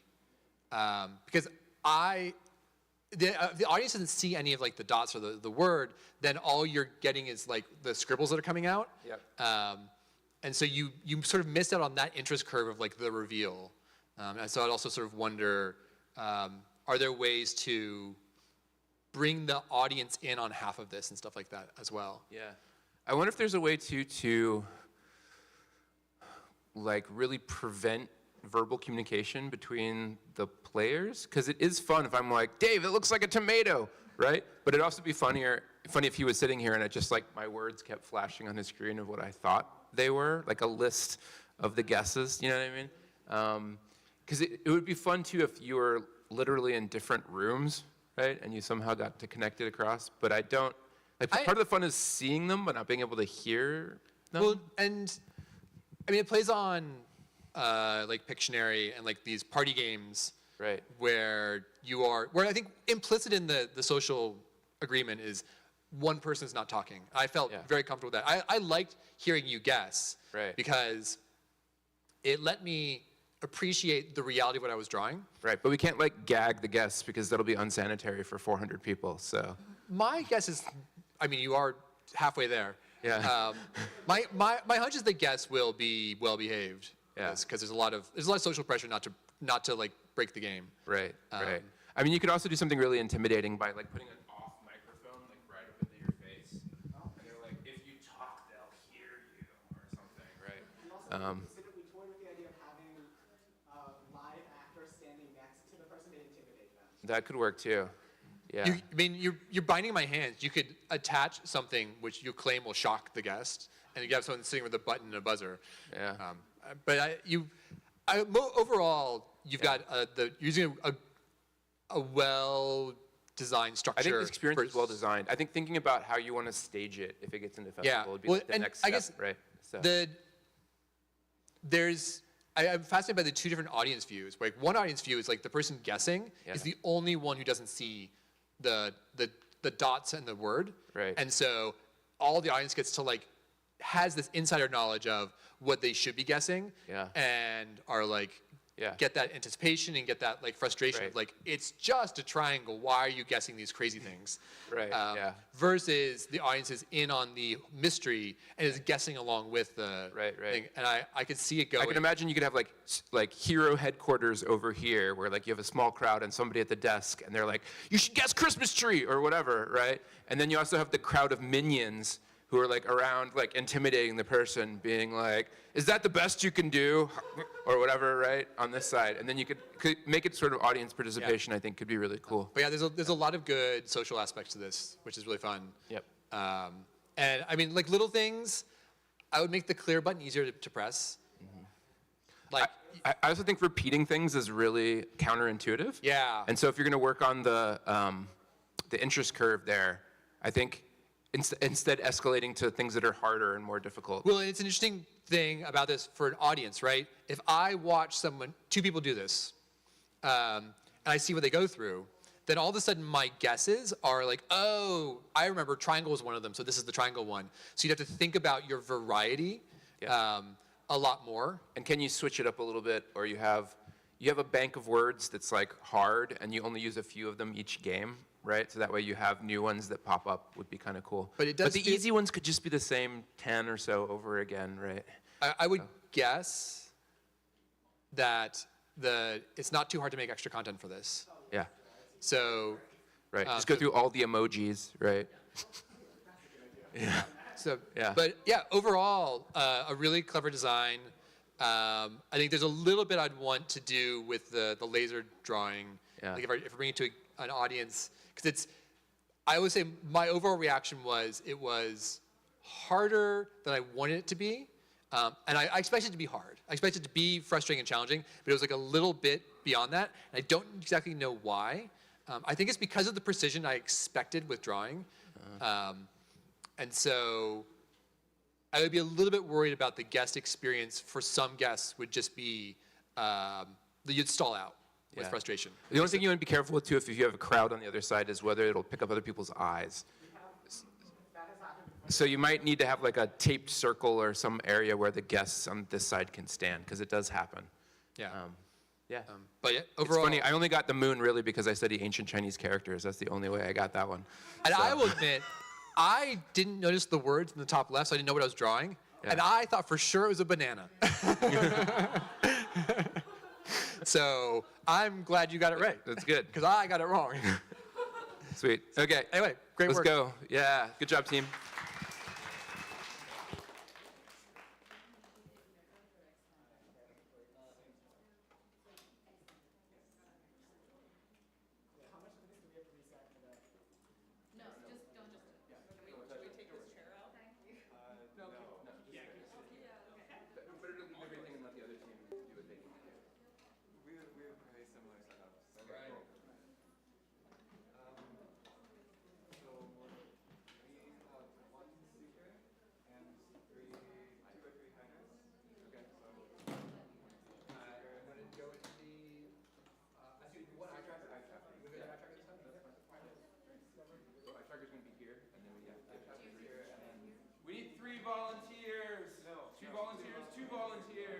Who have not played a game yet today? Come on down, come on down.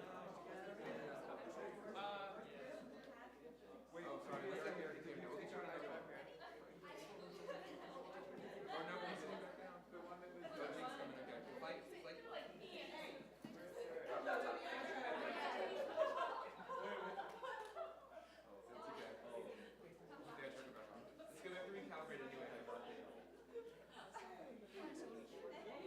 Alright, so the hiders are over here? Yes. Team hiding. Alright. Where did you go? Wait. Where did you plug this one? We also have a USB extender. Did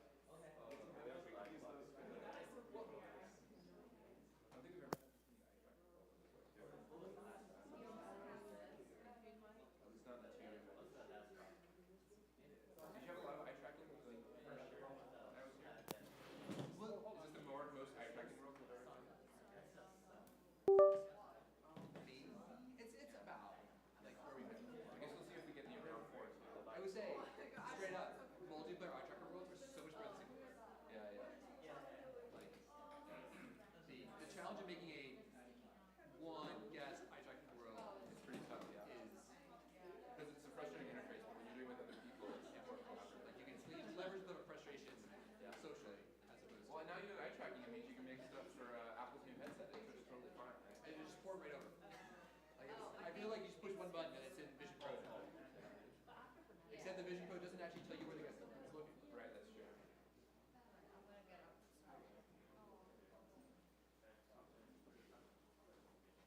Oliver?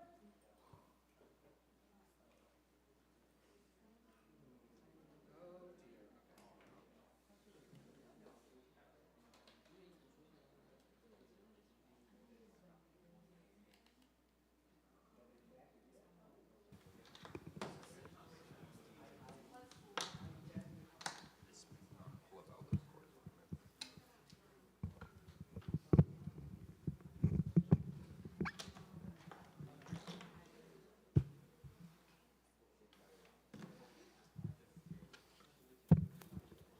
All right.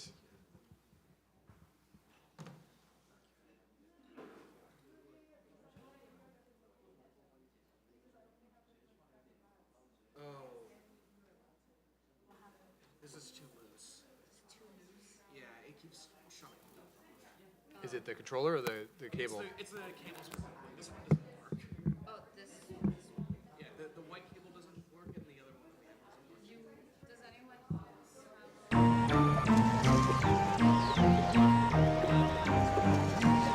Anybody have a micro USB-C? No. Oh. Hey, magic.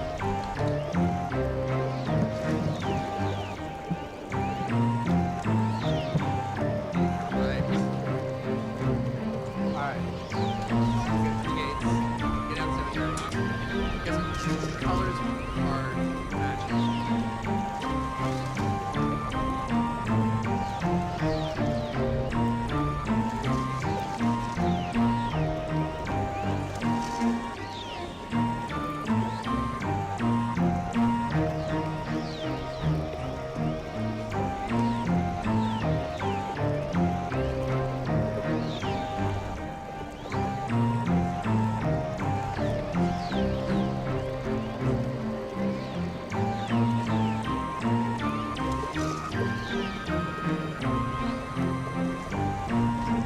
I assume the colors of the circles match the gates they open.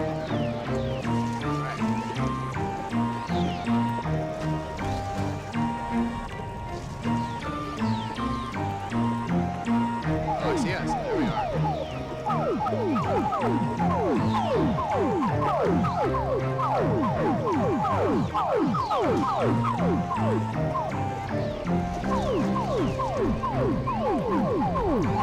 Okay, next start.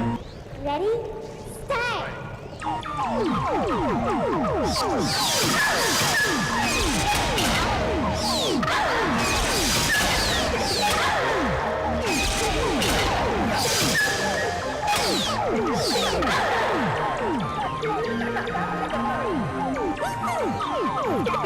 Oh,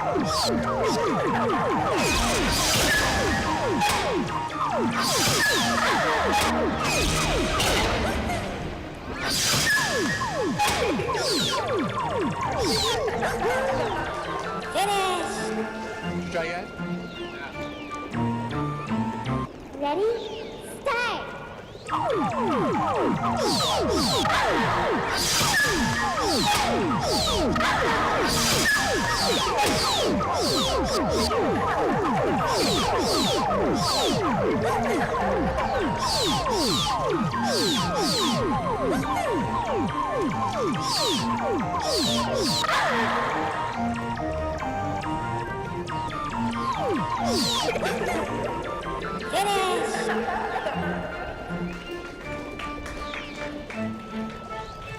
Do we try again?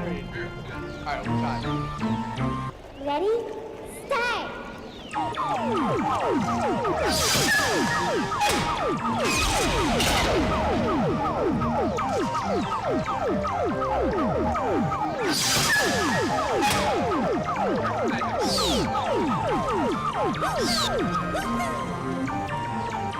Wait, I'm missing other.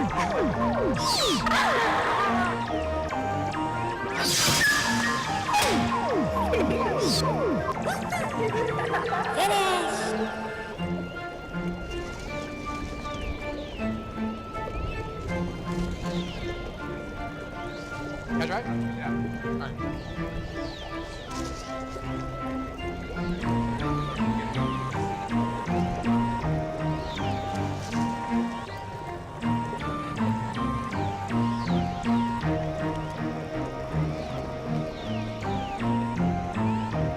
Ready? Start!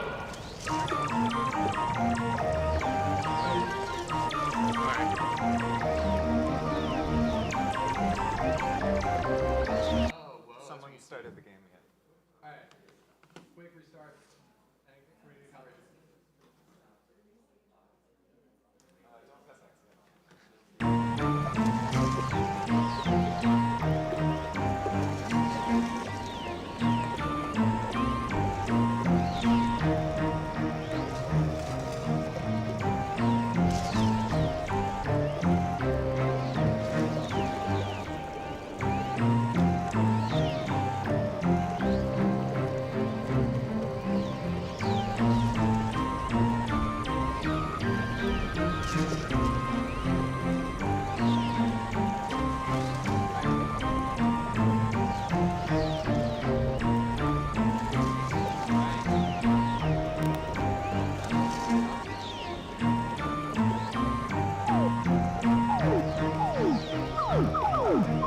Ready?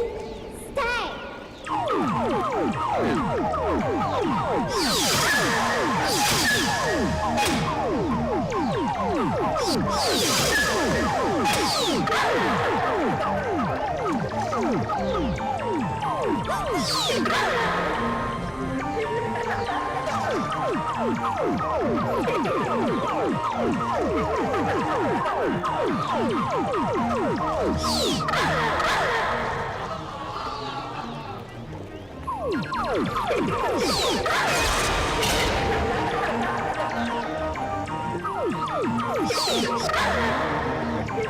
Come on, baby.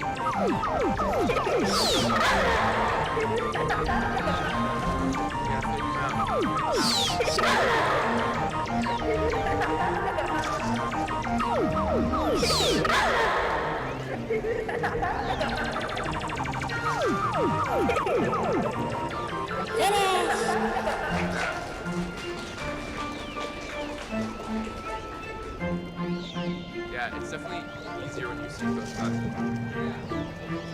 Like having an idea of what you were trying to do. Yeah. Like I was like, oh, I know what I was trying to do. Yeah. So there's definitely an aspect of like thinking that through. All right. Let's talk about it. Yeah. I love the idea. No, the idea is great. It works really well. The 3v1 is brilliant. Yeah, the visuals, like it's a really lovely theme. I love it's magical. Yeah. So there's like a little excuse why there's like weird portals and Yeah. like we're getting out of the cemetery. I don't know. We're just mischievous little baby ghosts, which is good. I think I have some questions about how the level design works, and I have more questions about the instructions to the ghost mommy.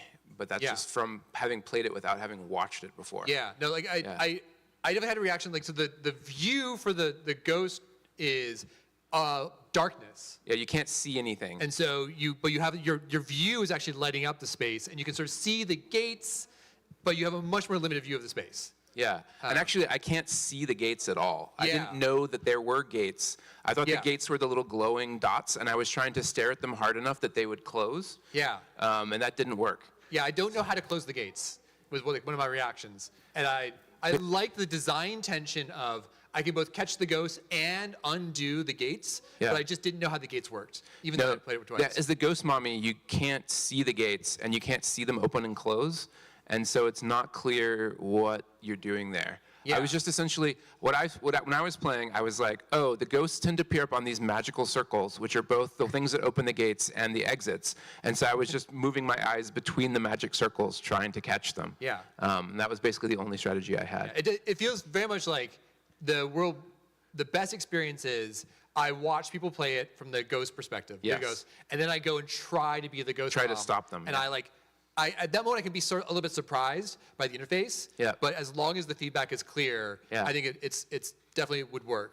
Right. And it's not clear to the ghosts, right, that the mommy can mostly only see the glowing spots either, right? Yeah, I had some guesses where it's like, oh, if I hide behind a tree, the mommy can't see me. Which is true. Which is sort of true.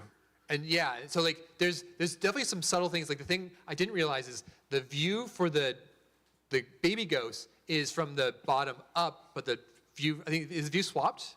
Yeah, you actually get an inverted view. Yeah. And so I guess like the perspective on the trees inverts a little bit. Yeah. Anyway, it's a lot of there's a lot of little things going on here. Yeah. They're kind of fascinating.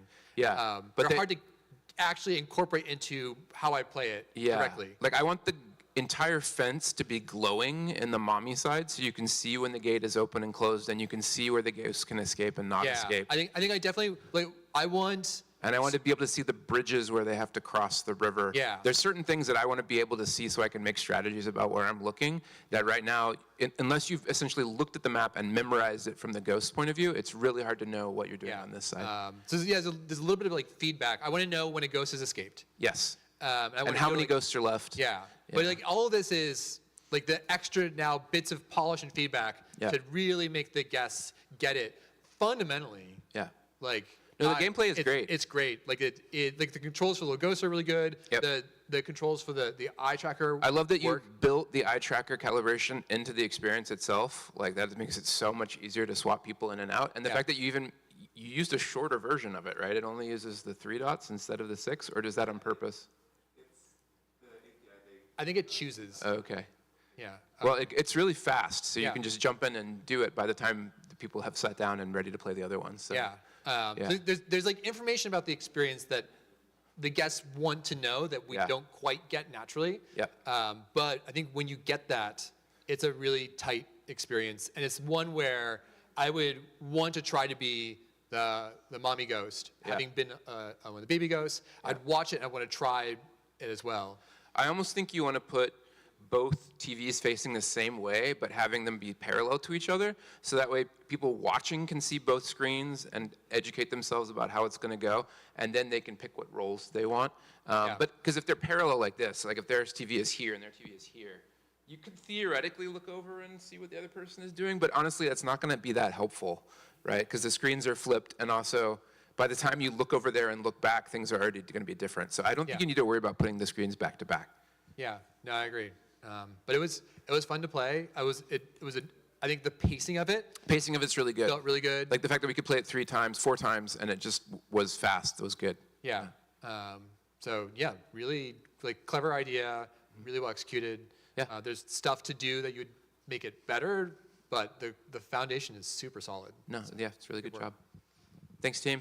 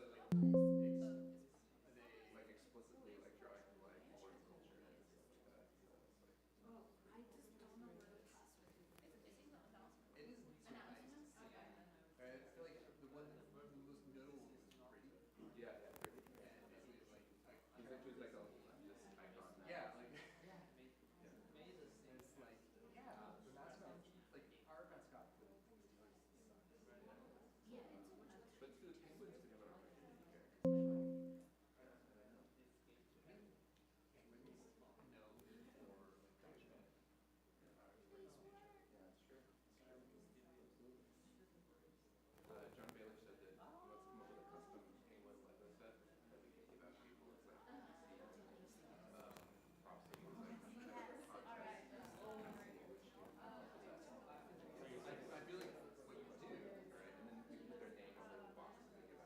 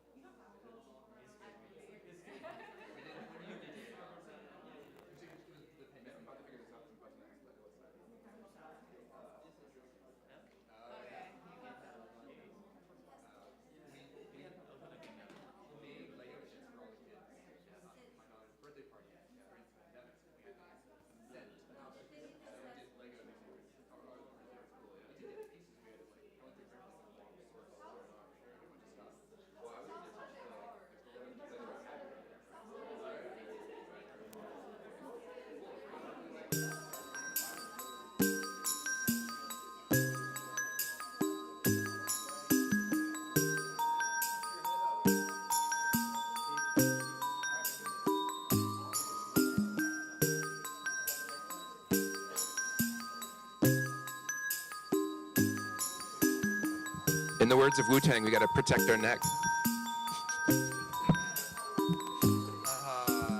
Right. Okay. I'll put it over here. We're doing this. Okay, here we go. Wait, so how do we hit play? Yeah, how do we hit play? We, Oh, we do? I don't. are they, I don't know if they're doing anything.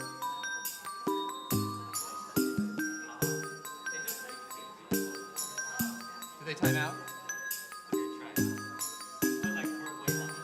Yeah. Yeah. Nothing. That's mine. Which one is what? Oh, the circle. I'm red right now. Oh, there you go. Oh, here we go. Okay. All right, okay. Wait. Coming over there. Here we go. All right, we are. Oh my God, what are we? Who's what? What? I'm the. Am I the top or the bottom? You're the. I don't know. Somebody's just falling off repeatedly.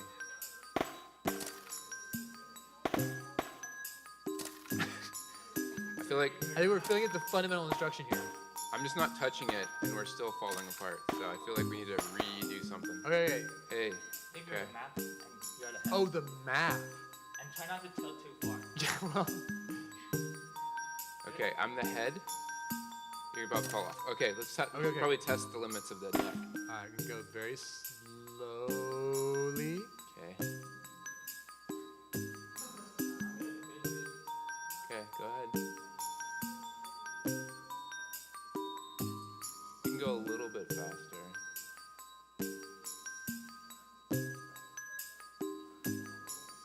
Oh crap. Sorry, I can't like play double fast. Oh, where are you going? We're going past this.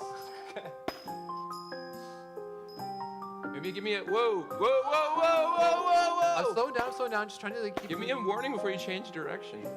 I'm. You're going up? I don't know where we're going right now. I don't know We're either. gonna go up. We're gonna go up. You're gonna go up instead We're of down? changing direction. Like, Whoa, whoa, whoa, okay. very. Okay. Oh, there's a mini map. I'm so trained. Oh, that's not a good place to go, is it? It's gonna work. No, oh, you can get out the other side. Whoa, whoa, whoa, whoa, whoa, whoa, whoa, whoa, whoa, whoa, whoa. All right, where are we going? Which way we want to go? Down to the right? I'm just gonna look at you with this weird expression on my face. Should we go to this clock down here? Let's go to this clock. There's a clock down Okay, here. okay, okay. Whoa, whoa, whoa.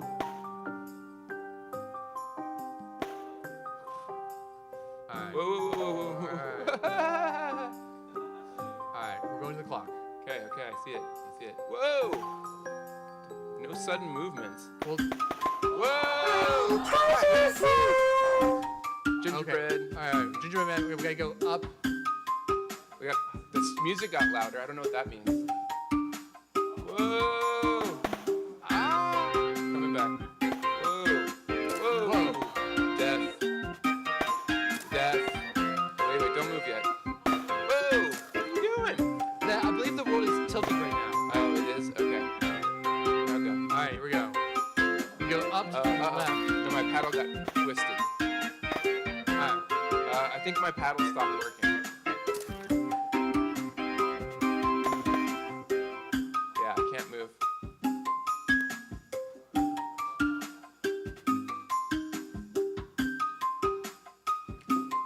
Nope, I'm dead. Hey, my, can we unplug and replug it in? It's dead. It stopped working.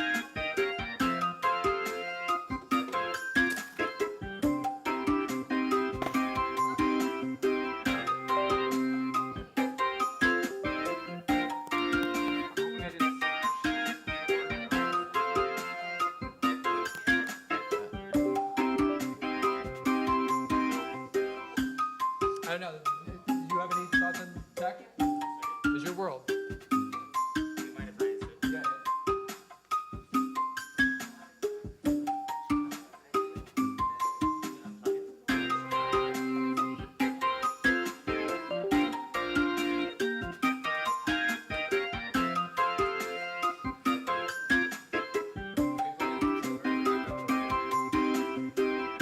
No,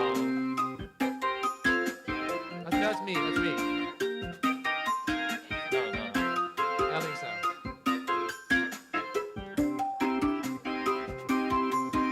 Restarting might not help. I mean, I have a good sense of it. Yeah, Because we're kind of close to the end. Yeah. So we don't get to see the ending scene. Do you have a video? We do. Can we watch the ending video? Alright. Alright, let's. Can we play the video just to see the ending? Where's the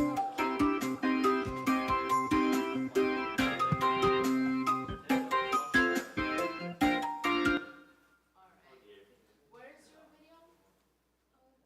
In final. Here. Did we download the video? Okay. Play past. What you say? Play past. Going. Oh, that's later. Okay. Should I just download the edit and play this? Yeah, go ahead.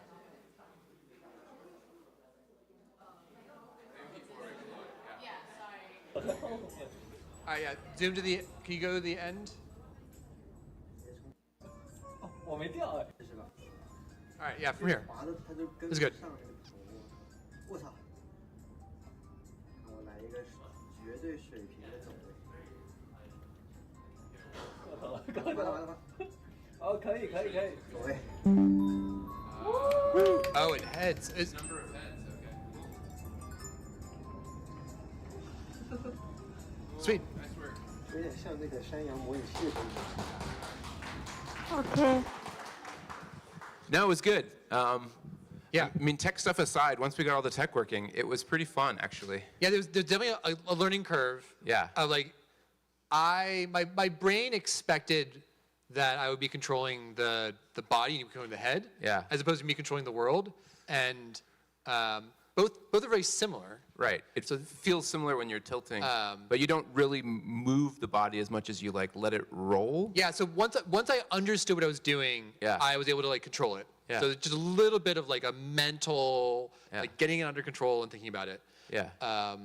The head was fine. I actually didn't mind that I wasn't steering, right? I was wondering how that was going to feel, but honestly, balancing on top of the other snowman, it takes so much work anyway that it feels like you're very much a part of what's going on. Yeah, I mean, it was very like mentally taxing in some sense. Like Yes. very concentrating on like what do I need to do? Yeah. And one little thing that I was getting lost in was the world was tilted and it was a little hard to tell how to untilt. Yeah. I think that might be a nice addition to the world would be like an arrow that's sort of indicating basically the force of the world. And so I could sort of get this visual feedback that, okay, I've zeroed it out. And the main reason that's the case is there's stuff where you roll against like a wall, and at that point you lose feedback on how the world is tilted because Right. it's in control of the You're not moving. Yeah. So like, the times where we're going fast was like we got off of a wall and didn't realize it was tilted. right. That Now the makes sense. feedback exists in the rudder. Yeah. So it's like a balance between how much you need it.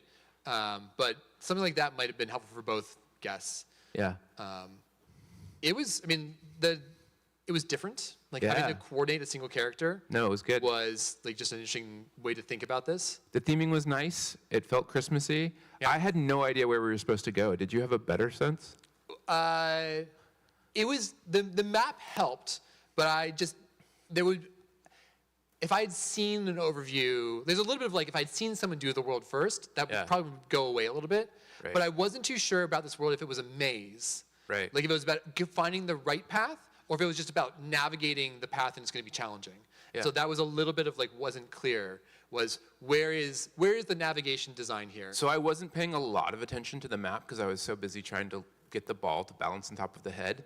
So yeah, I had no idea what the level layout was. But Yeah. did you sort of get a sense of the geography as you were playing? The level felt like we were mostly doing like the right side of the world, and the left side, the upper left side was sort of like you get lost. I didn't know if it was like there's multiple paths or what. And so there's just a little bit of like I said, I didn't know if there was a navigation challenge here, which was about finding our way out versus just generally going in the right direction. Yeah. So like some clarity would be helpful. Well, how is the level designed? Are there multiple paths? No. Okay. You have to go through the clock. So the way we went basically. is the way we have to go. Okay. Yeah. Cool. I like the variety of the map. Like the clock was interesting. The clock was interesting. Um, It was weird too because it like totally broke the rules of movement. Yeah, like the clock. The clock did not work the way I expected it to work. It did not. No. But I do like the fact that you have a lot of interest curve in the map itself. Yeah. It seems like part of it's like the clock spins fast. Why does the clock spin so fast? Why doesn't it just like sort of push you along more gently? Because you have to wait until the arm comes over and then it'll bring you to. Okay. So otherwise it's just too slow to get through there. Because it feels like a switch essentially. Like you walk in and it switches you to a different section basically, which is fine. It just wasn't what I expected either. Our idea is to show not to go right with a sign. Uh huh. The clock will force you to the right, and the gingerbread man will laugh at you. I see. I mean, the gingerbread man was mocking us. I could tell that just by looking at his gingerbread face. That's all they do is they stare at you and mock you. Yeah. So I think if I were iterating this, I think about feedback for the clarity of like which way we're going to go. Yep. And then I think about level design, and if I were really going to refine the level, I think I would make it, I'd make it more linear almost. And so you progress through challenges as opposed to you feel like right now I feel like you're wandering a little bit. I'm not too sure wandering is the right feel I'd go for. Unless I mean, you do want it to be linear, but you also don't want it to be straight, right? Yeah, you want to I have the path go, like around. So I think. Yeah, I guess it should. I want a little more confidence in where I should go. Yeah. And I want to be challenged by how to get there. Yeah. As opposed to left a little bit I wasn't too sure if we should go this way. I also wonder about having like a bridge that's curved that takes a little bit more force to try to get up, and then you have to brake. Yeah. Going down the other side. Like that, a ramp or something would be an extra kind of challenge. Like. We do have a bridge that's in the end, which was supposed to be the most exciting part, but we don't get to see it. No, I'm Yeah. sorry. Yeah. I like the idea of like how do you then take the challenge that we're cooperating. Yeah. And you have to like navigate this thing, and you look at it and you're like, oh, this is gonna be tough. I will say the start was a little bit disorienting, and I think one of the weird things about the rudder, right, is in order for it to be balanced, you kind of have to not have your feet on it, right? And it feels like in the beginning when the snowman drops down and you start learning how to move, you kind of don't want their feet on it, but you have to have your feet on it to hit the start button together. Do you know what I mean, right? And so there's this weird disconnect moment there that you might think about. If there's a like, hit the start button and then take your feet off, and then it like calibrates whatever the flat thing is. And then it's like, okay, now you got to steer your snowman or something. Like getting to the point where we figured out how to move together is a complicated thing. Because we lost our head like 10 times right in the beginning as we were trying to figure out how it worked. So you either need to have a like demo section, like before you start, where you just like move around a little bit together, and then you're like, when you cross this line, then the timer starts or whatever. Does that make sense, right? Something like that I think would help the team get coordinated before, because we would have lost 10 heads already, basically. Yeah, I will say the controls feel really good. They do. Like a lot of times 3D rudder can feel very twitchy, and this felt smooth. Yeah. And in general, I was surprised by how much confidence I had in controlling what I was doing, given my expectations. I will say, I sort of wondered now that I'm here, like if you push this thing too far forward, does it essentially break the rudder because the wire is pushing on the ground? Does that make sense? And so there are some times when I was going fast to try to catch up to the body, and I wonder if that's what you want, right? Someone to be pushing it as far as they can go. I don't know. That's just a technical thing. But again, I don't know, right? If that's what broke it or not.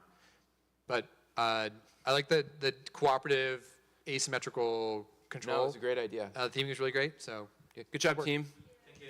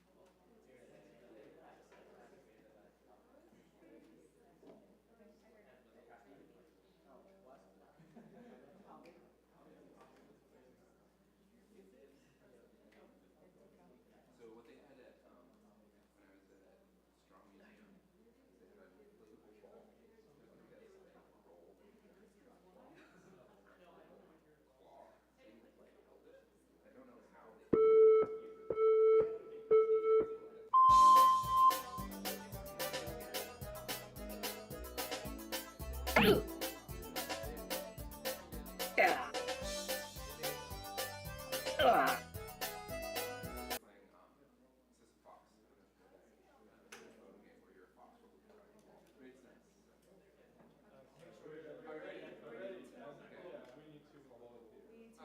volunteers who have not been down here before, come on down. You gotta be quick. We gotta have multiple rounds. We can have multiple rounds. Gotta be faster. Alright, we're gonna be on the rudder. Oh, we're a team.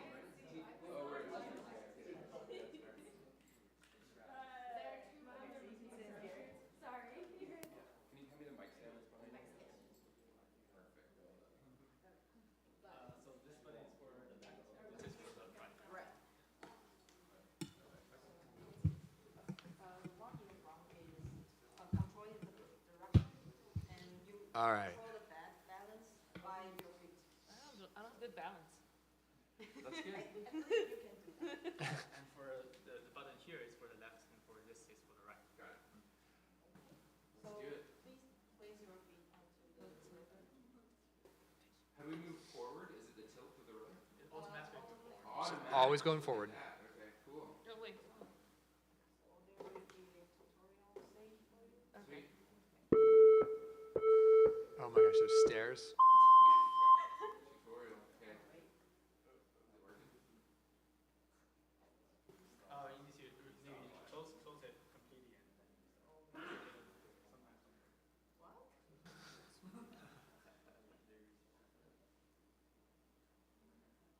Hope we don't break too many more 3D rudders.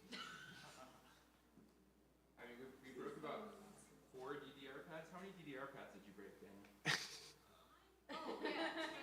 3 DDR pads. That's the record. So. For a moment, I was like, right now? There we go. All right, okay. That's easy. Oh, wait. All right, here we go.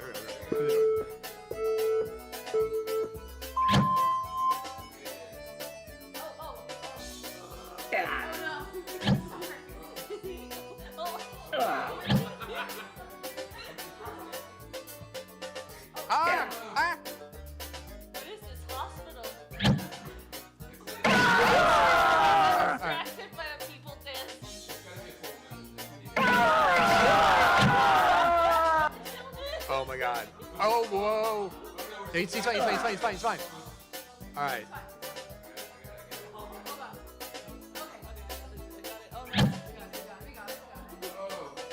Wait, what? That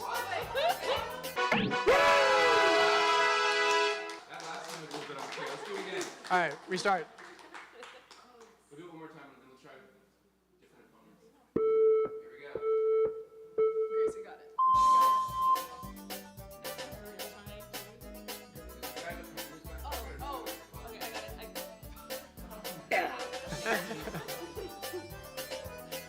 Ready? What's the button? Oh, yeah. Here we go. Can you do the live? I think it's Whoa. Wait, we got. No. You look kind of through the door.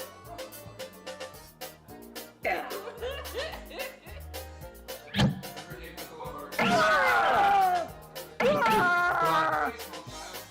Oh, down that way. Good move.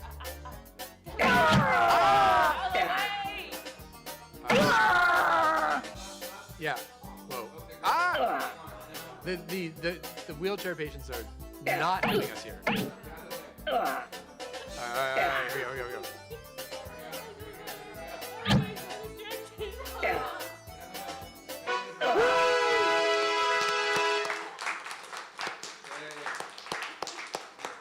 Do you want to play another team or do we want to talk about it? Let's talk about it. Okay. Thank you, volunteers. Yeah.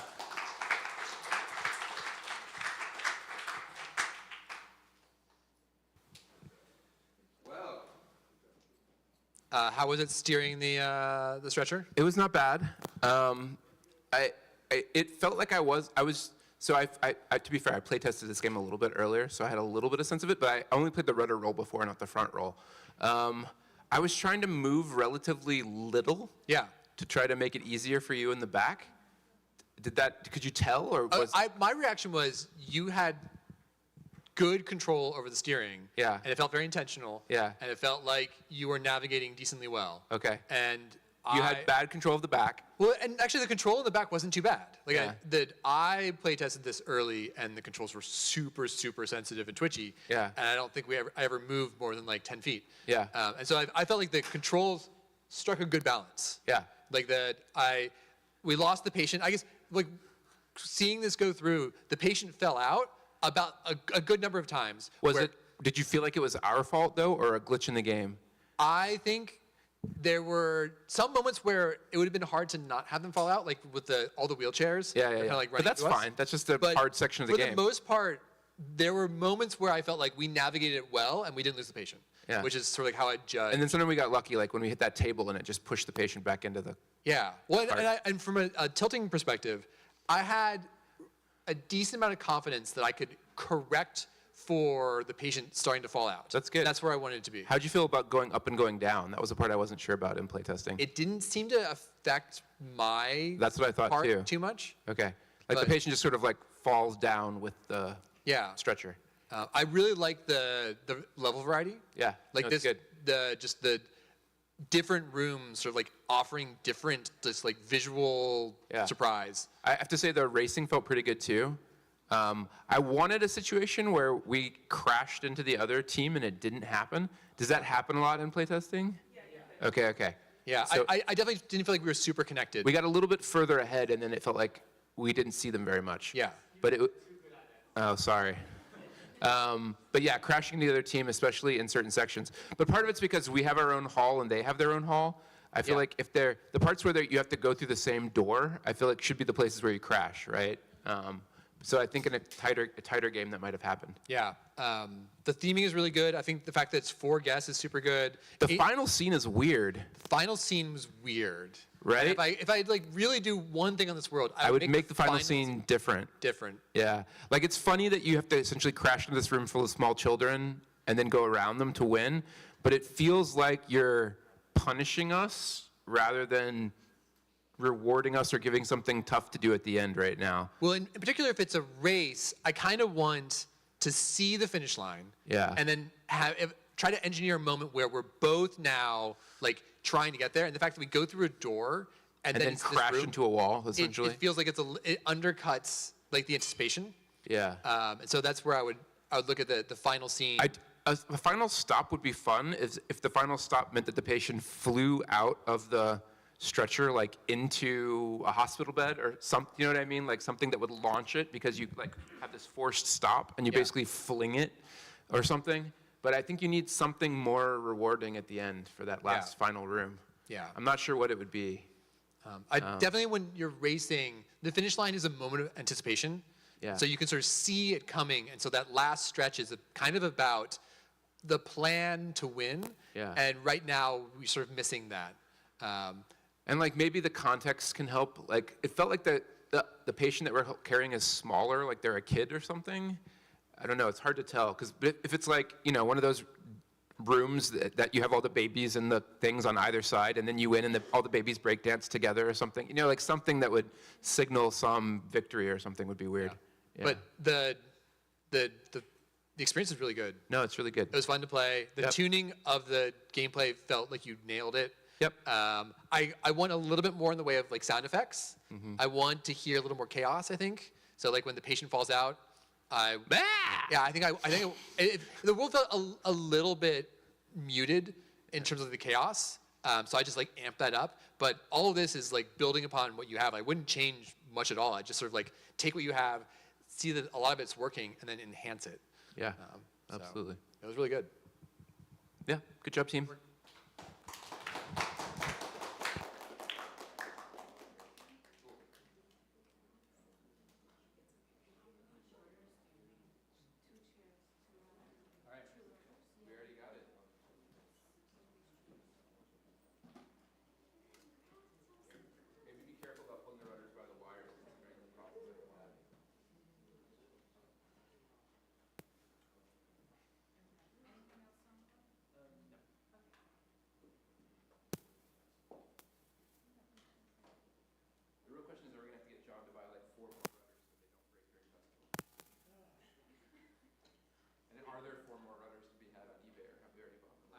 should do, you should find out who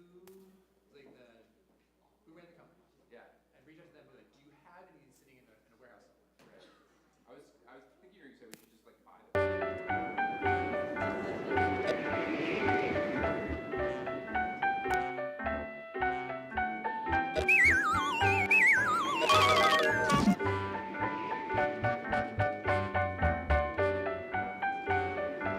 If you want to make it in this big top, you have to prove your mettle.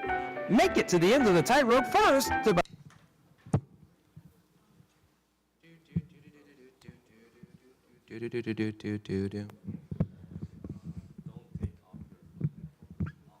Okay, stay on the rudder. Yeah, just stay still and then.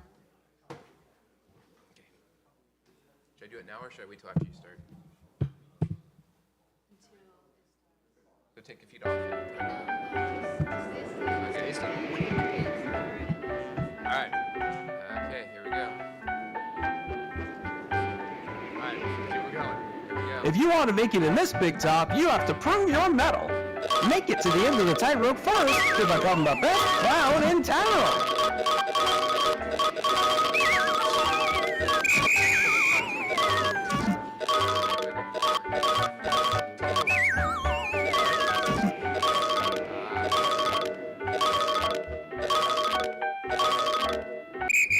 Three, two, one, go!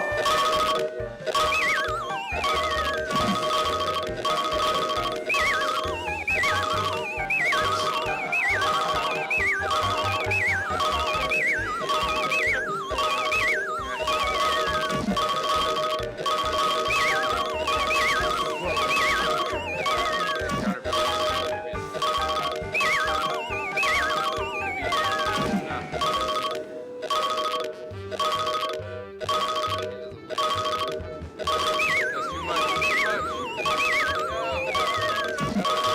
I've got that.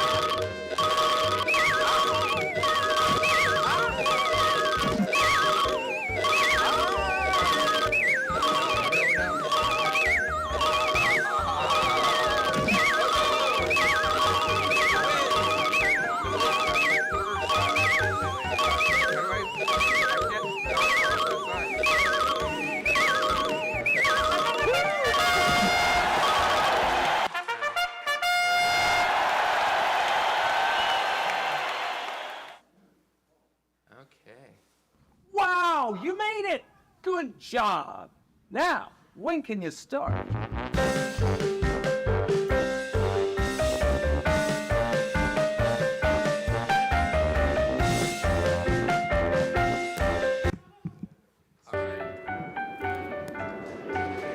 Yeah. So I got thrown off in the beginning by the earlier version where you had to pedal the unicycle. It didn't work this time. Yeah. Man, the wind at the end was tough. Yes. How did you manage to counterbalance? I couldn't figure it out. Well, You said to lean into it? Yeah, so at first the world felt a little easy Yep. because you're just like, I'm just gonna tilt and roll forward. Yep. And then like the wind clearly like became the challenge. Yep. And so like my strategy was to sort of like lean into the wind, and it mostly worked until it didn't work. And so I think one, I really love the theming. Theming is really amazing. Honestly, like just sitting down, being like, okay, you're a clown on a unicycle, and your feet are balanced on the rudder is really a really good like initial moment, and like the curtains and the big top, all this stuff, working really well Yeah. to reinforce that. I missed the pedaling, I have to say. Though maybe it just couldn't quite work on a technical level. So, but the feeling that, because part of the problem with unicycle is pedaling and balancing, right? But yeah. Well, and so it was a challenge to figure out what it meant to race. Yeah. So like, it's sort of like the question, like, what does it mean to be good at this world? Yep. And what it means is mostly anticipating the wind and reacting to the wind. Well, and also going forward, but not too fast. Yeah. Because if you went too fast, you fell off. Is that the case? Yeah. Okay. Yeah. And it's one of the things that I struggled with was this world is about learning through failure, Yeah. and I didn't know sometimes why I failed. Yeah, because it's like there was times where I was taking both my feet off and I was still just falling and falling and falling over It and feels over like again. there's a bug when you respawn, or something to that effect. Yeah. That I was sort of playing. I through. think because we have our feet on when it starts, it's already starting on a little bit of a tilt, right? Yeah. And so essentially you have to counteract that somehow when you're moving around. That's the only thing I could figure out. Yeah. So I think one of them would be just like a clear feedback of I'm about to fall, and then I did fall. Yeah. And I got that mostly through the tilt, but it was a little hard to. I think I mostly what I kind of wanted is I wanted the wind to be more obvious. I wanted to sort of like it to be clearly blowing me off. Yeah. And it's a little light.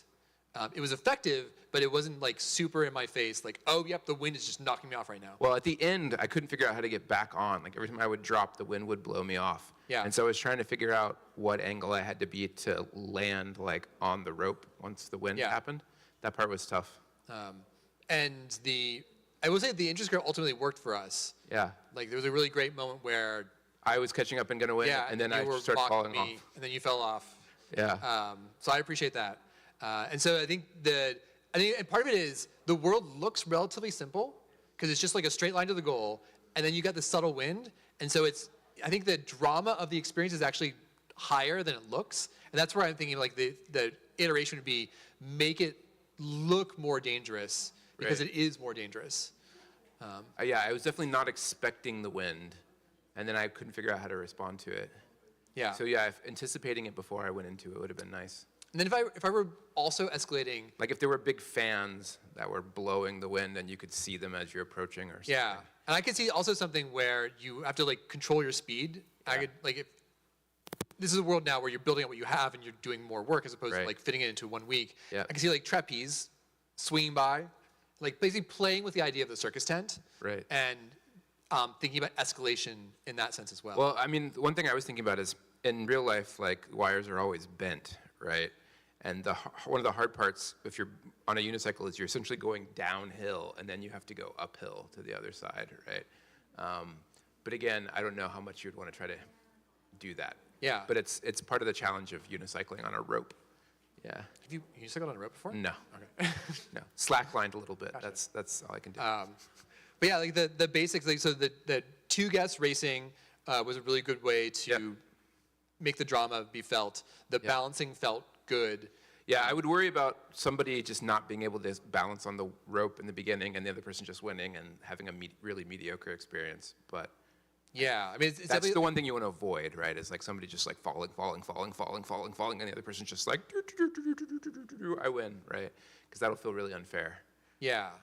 And I think this is just in general for like gameplay programming, gameplay feel, is how do you give the guests confidence in the controls so that when they see a challenge, they're like, okay, I know what to do, how to do this, but there's enough room in that one, someone can be bad but get better, and also it's tuned in a way that you get this exciting sense of like possible failure, close failure, as opposed to just it's really easy. And I can definitely see like iterating the tuning of this a little bit to think about different guests. It also feels like when you respawn and die instantly, it's just too fast. Like the like do thing where you just like dying over and over again is really frustrating. So I don't know how to make that better, but figuring out some way where it doesn't just feel like it's just smacking you in the face. It is how an interesting bad you reality are with the 3D over and rudder, over which is Yeah. because it's where my feet are and it's stateful, respawning, I need to also reset myself. And I think it's just a fundamental controller challenge. Like it felt similar to the snowman world, Yeah. where like the state of my feet is also a thing I have to think about. I think it's also one of those things where it would be nice to start the game without your feet on the pedal so you can calibrate it, right? And then if you need to respawn, you can take your feet off and you'll just land on the rope and balance, right? Without having to try to achieve the exact same angle you were at when the game started. Does that make sense? Yeah. Because otherwise you're gonna get these, respawning becomes a real problem if you can't balance on the rope when you respawn.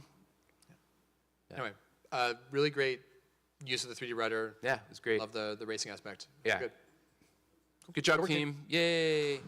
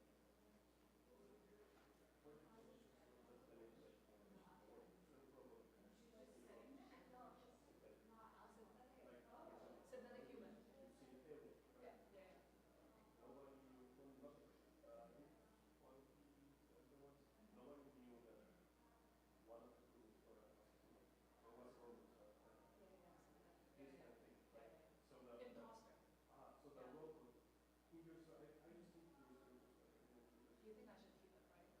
Okay, that's good. If you say so, I trust you. Because I feel like the color shop effect thing is like the, it's like the cherry on the thing. So like, That's the point of the yeah, story, yeah, like, yeah, okay. you, And I'll keep it. there was a human, Yeah. I'll just he got keep it. killed, like, just think about it. There was a human, he got killed, there was a robot, memory granted, right? So it fits perfectly on the image one, image two emotion, right? Why did you switch now? You're not human, you're a robot. That's perfect for body mechanic wise. Yeah, that's true.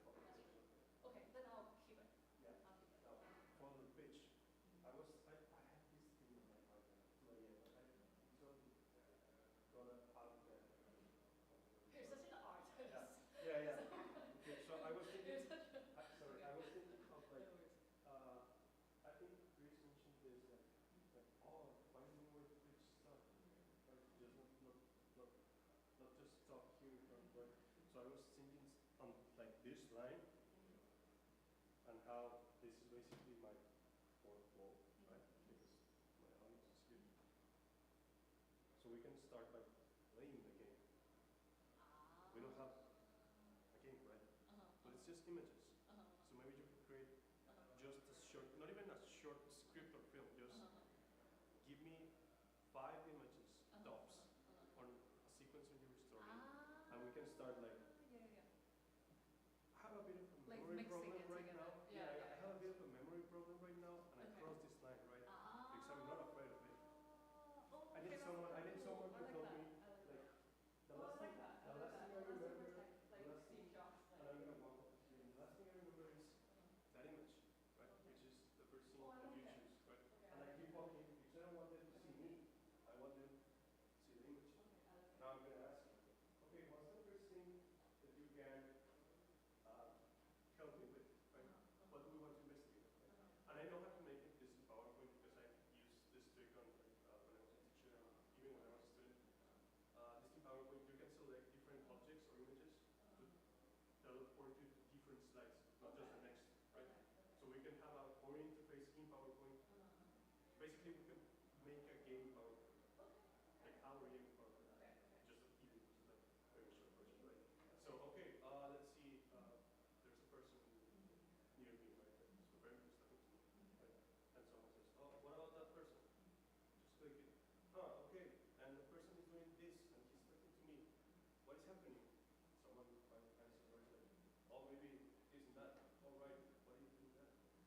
And they make a connection, right? And then eventually, I don't know what that is exactly next, but like we either show them the whole sequence, the correct sequence of events, and like that's all. Do you want me to actually? I can totally do it as well. I can find videos, like short videos. I can do like just. I guess it doesn't have to be copyrighted, right? So I can paint like 10, 5-second like videos, and then do like 5 of those, and then make that. Do you want or You can like just use images. images? Yeah, you can use videos. I cannot do specific parts of the image.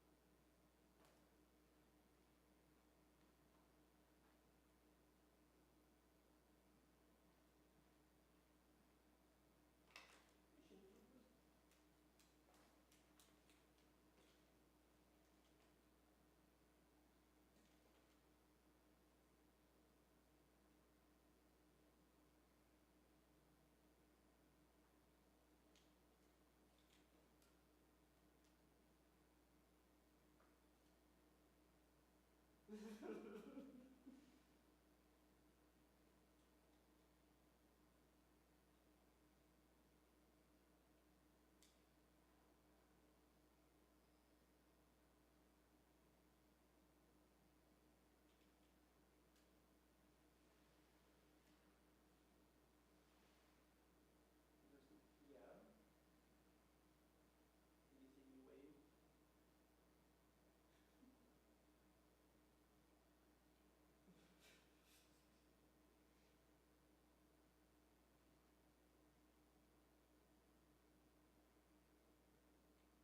Yeah, like that.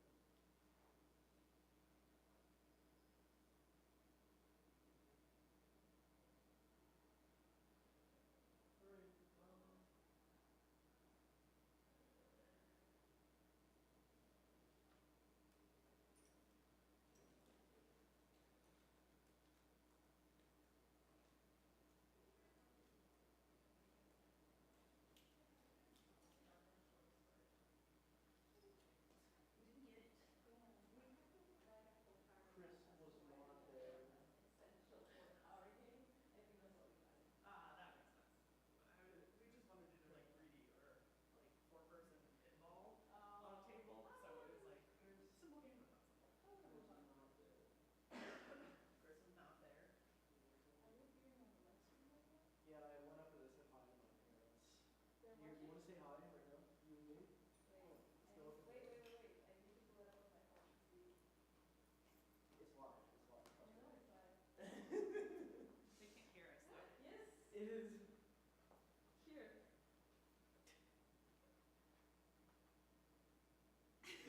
Dumbass.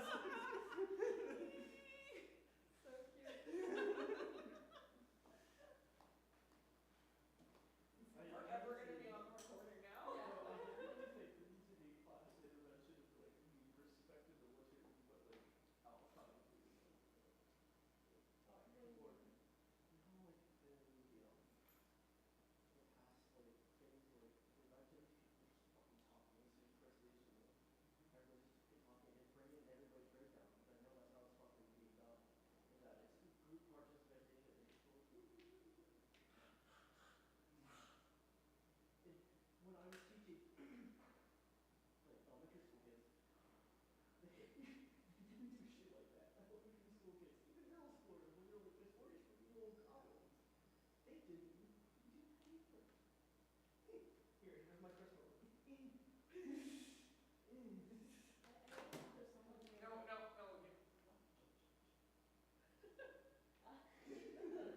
I know, but I'm just like, apparently, you said Dan was like saying like, she's like sitting over here looking at everybody, like, no idea. It just needs to be like an intervention at this point, I feel.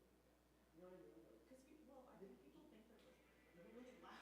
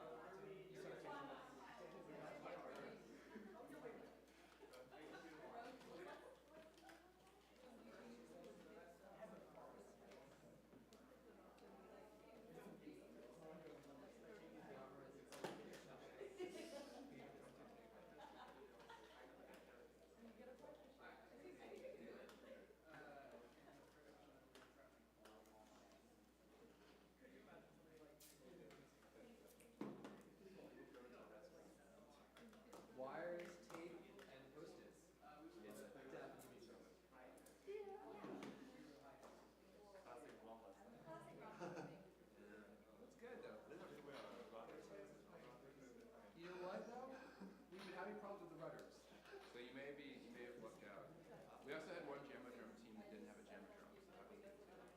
They used eye trackers and adaptive controllers instead. So.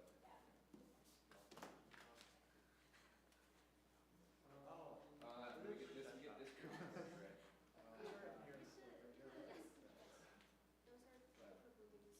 I don't even know.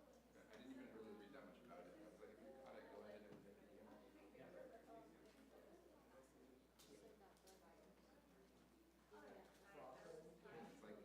play a game like playing a theremin.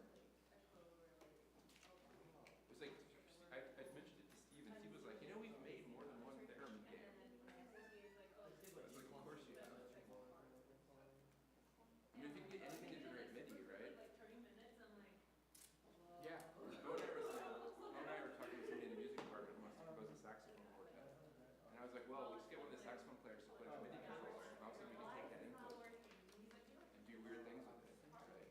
Maybe even have a couple of notes that you don't use in the musical piece that then the saxophonist can control things that happen here. I mean, so. We had a whole roll on a MIDI keyboard. Oh, did you? Yeah. Cool.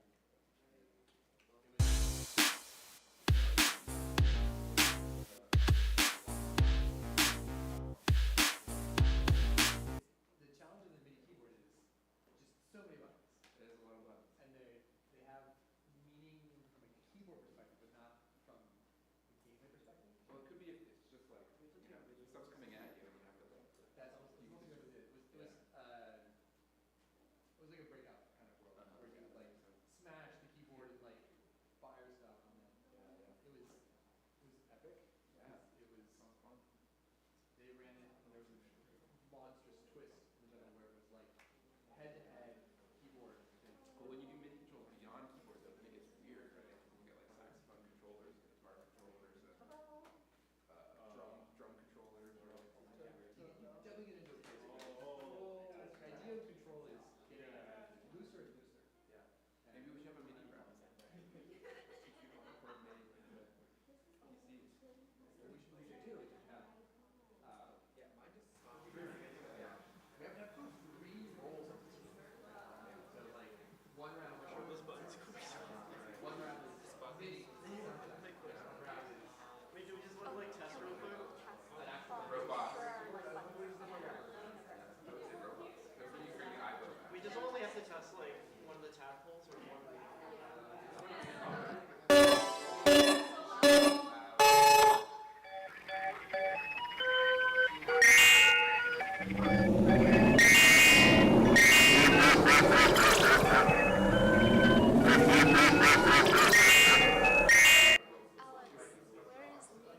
Oh, she's sick. Yeah, she left early because of that. I mean, you could imagine it, right? Thank you. Team 44? Team 44? It's like definitely some challenge. Team 44, no one's here. Who's not here? Songman? Songman? Songman's not here. Who is not here? Is he sick or? He's not here. Okay, let him check in if he comes. Okay, thank you. Okay, team 38.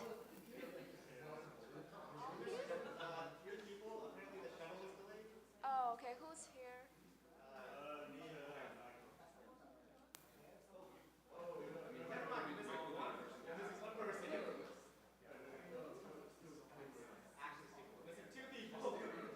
Who, what's the name?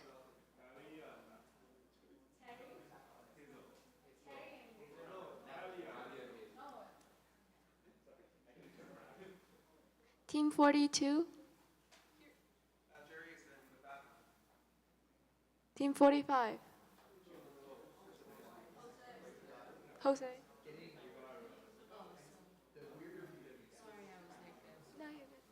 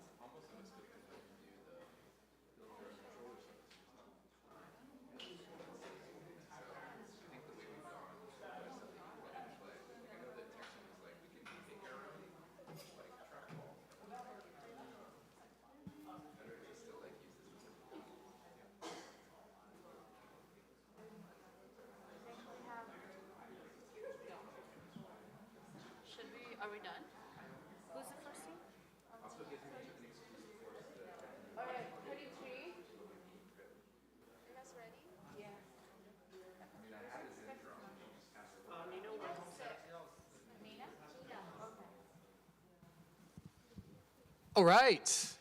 Good afternoon. We've got Welcome 5 to the worlds. the final round. It's the final countdown. Anyway, It's this, well, final round's next round. oh, that's true. A final round of round 3. Yeah, it's the third round of round 3, as it goes. Yes. So we're going to play your worlds. It's going to be just a lot of playing and trying it out. I think we have 5 this afternoon. 3 are Jamadrum. So the way we're going to do this is we're going to do the first 2 worlds, and then we're going to go upstairs to the Jamadrum. We're going to do the Jamadrum worlds in the Jamadrum room. I think our plan is to put the live stream on the TV. So if everybody can't fit In the in Jam the room. platform room, the teams that have already gone or the teams that are hanging out and watching can watch the live stream of us upstairs. You can also try to come upstairs and like get in the room as well. Yes, but we'll shove it's- you in a corner somewhere. I don't know if the room fits that many people.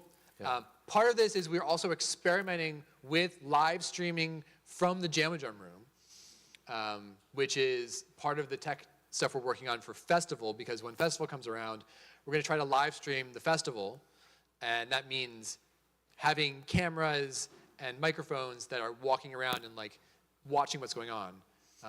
So that'll be a little bit of a test today. So in theory, like I said, we'll get through the first 2 worlds, then we'll go upstairs and you can hang out and watch us try to play Worlds in the Jamadrum room with a bunch of people crammed in there. Yeah, it'll be fun. It'll be fun. It'll be like festival. Yeah. So with that, which team are we starting with? 33? Let's do it. How many Let's do guests it. do you need? It looks like 4. Okay, we need Right. 2 volunteers who are not on this team to come up. Come on up. Come on up. You sit down. We'll get you. There'll be more games. Don't worry about it. We have remember we have 3 in the Jamadrum room, so we'll need at least 6 people upstairs too. So here's the question for the team is, how should we split up here? I feel like, John, since there's asymmetric controls. We should probably have 1 duck and Yeah. 1 tadpole Yeah. from between me and Dave, right? I'll sit on the far end. Tadpole? Can you all sit in the middle? Is that okay? Yeah. All right. Got the duck. We'd like to mic Dave and I so you can hear our live commentary. Yeah. Multi-tap to charge, single tap to recall. Okay. All right, we'll figure it out. Press and hold to turn left and turn right. Okay, team tadpoles. Do we have a strategy? We're going to win. Are we trying to escape from the ducks? Remember, it's not naive guess, so you can tell us what we're doing. Yeah. So basically, Ducks are trying to eat the tadpoles and catch them. You kind of like auto-rotate and then you launch the ducks to fire at the tadpoles. Tadpoles are trying to escape and if you eat food, you get speed ups. Okay, so All we right. need to eat food and run away. Is And what I we're hear. going to launch ducks somehow. Nice. Launching is the. Okay. How do we hit start? Do we need a mouse? There's one right here sitting on the table. Play. Let's do it. All right, where are the ducks? Where are we? I guess we'll find out.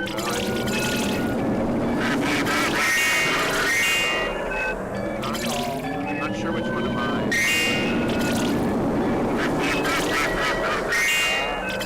Oh, I see. I'm the top ledge guy.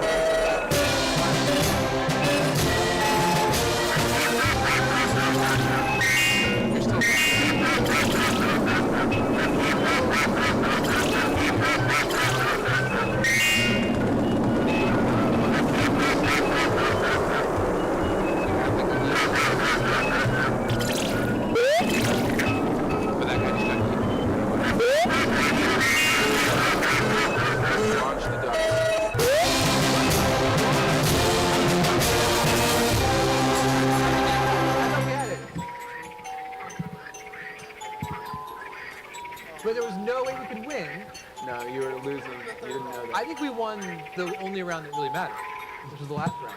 Okay, can we launch it again? Try one more All right. time. Yes. Now that we sort of have more of a sense of the controls. Here we go. Right. Takes a while to figure out which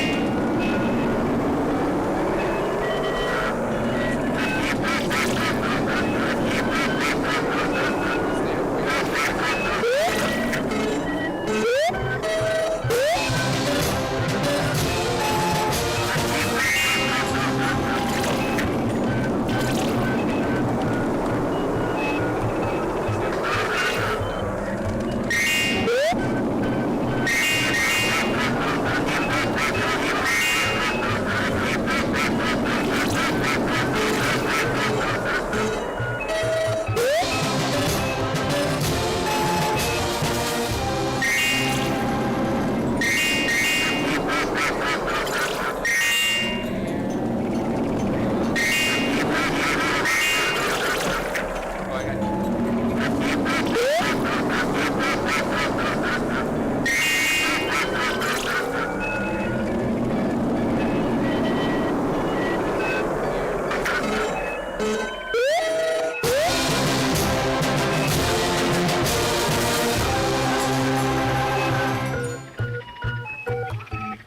Let's talk about it. Thank you, honored guests, for playing with us. Okay. All right. So 4 gas asymmetric 2v2. Yeah. Ducks and tadpoles. It was a lot. I especially like the fact that, I mean, you were steering with it was Yes. like, you just like hold a button to steer. You essentially hold a button to like turn your tadpole kind of like this as it sort of swim around. The only thing that was weird is when you hit a bank, you kind of reversed and then went back the way you just Okay. came, kind of perpendicular to where you were going. So that was, once I figured that out, like the last game I felt like I was doing a pretty good job of staying away from the ducks.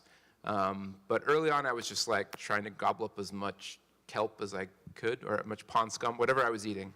But yeah. Well, and the ducks would like rotate, and then when I started hitting the charge button, it would stop, and then it would fill a meter, and there was like this moment that Where you, felt like, like cannoned forever. them, yeah. Where it's like about to launch, and then it does launch, and then it goes out, and my sense is if it hits a tadpole in that moment, then I eat the tadpole. Yeah. And I call it back. Yeah. So why were you so bad the first round? So it took a little while to figure out exactly how to use those controls to eat the tadpoles. Yeah.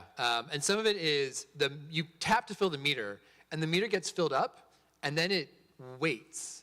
So like it's an interesting thing where You have to like time it? there's this level of timing that's not intuitive, where you have to pick a direction, and then you have to fill the meter, and it's not clear when the duck will launch. So we didn't have any control over when the duck would launch directly. It would like fill the meter, and then it would launch a few beats after. So the second time you got the timing down a little bit better, or was it just arbitrary? I think it was a little bit better. Okay. I definitely felt like playing through it that I had control over the input. I knew what the input did. Yeah. I lacked better control over the environment. Okay. So like what I could do with it was still at a remove from what I wanted to do. So in the beginning, I couldn't figure out which tadpole I was, partially because I'm red-green colorblind, so I think the blue and purple weren't different enough. I think if I was going to do it again, I would make them blue and something else that was like a very different color. The right and left ducks, you didn't have any concern about who you were, yeah? No, it didn't really Yeah. confuse me too much. Part of it is because the turning of the worms is so slow that it was hard to figure it out just by holding the buttons down, and we were both hitting the buttons randomly in the beginning, just trying to figure out what they do.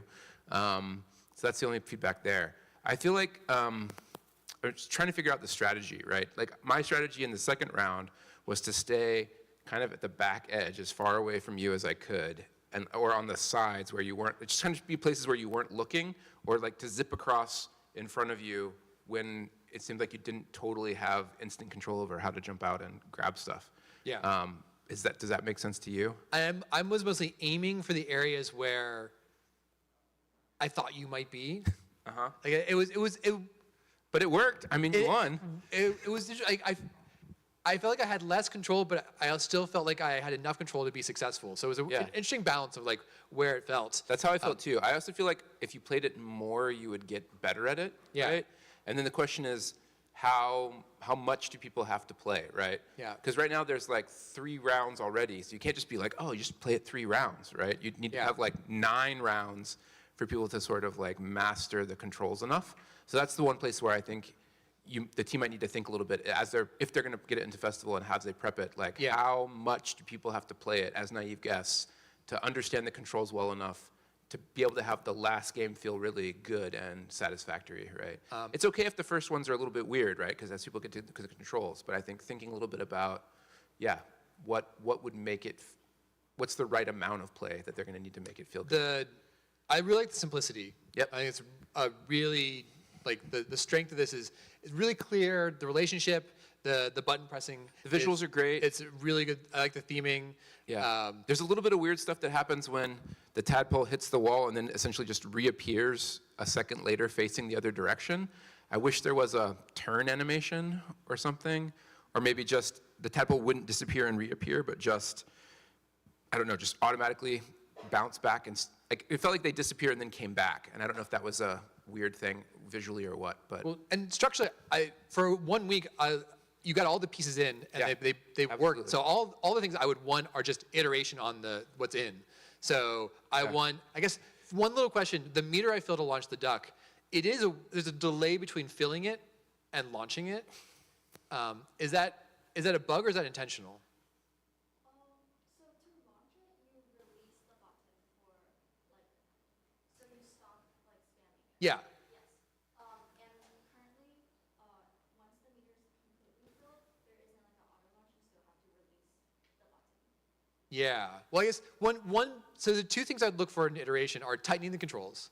So like where does the controls want to feel more responsive?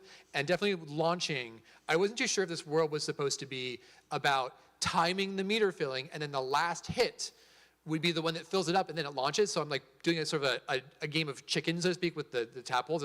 They're watching me. It's like, oh, that duck is about to launch, but I got to go fast. so you say the way it works is you essentially, do you hold down the button or do you spam the button? So you spam the button as the meter fills up.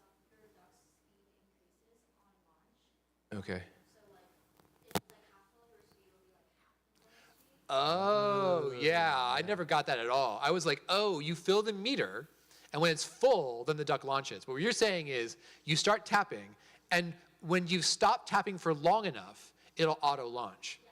That's so, like, from a game feel perspective, I didn't get that. And so it just felt like there was this weird delay in launching. What does the recall button do? It calls the duck back. Can't you also use it as the launch button? I think I would iterate the launch controls and find this gameplay balance between I've got explicit control. Like if I have too much control, I can just like snipe all the tadpoles. So you want some level of like you don't have direct control, but I think you want the controls to be a bit more concrete about what does what in launching it. I think that would be where I'd iterate. And the other thing I would do is like there's just some feedback I'd want. Like it's unclear what is does the duck only eat tadpoles one at the landing spot, or do they eat the whole path forward? But if a tadpole runs into the duck that's just sitting on the bank, like does the tadpole get eaten? Like can the duck eat tadpoles while sitting still? No.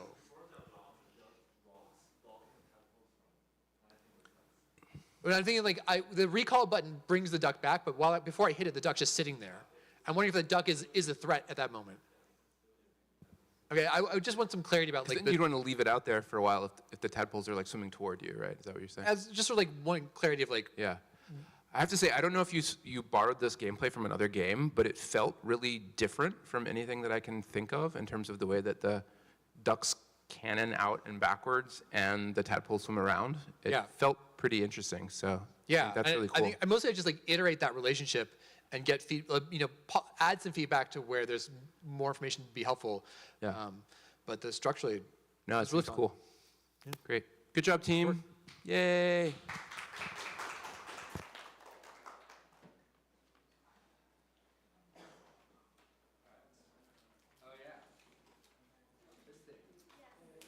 For the keyboard, we do recommend we use because the school keyboard is only like 1 combo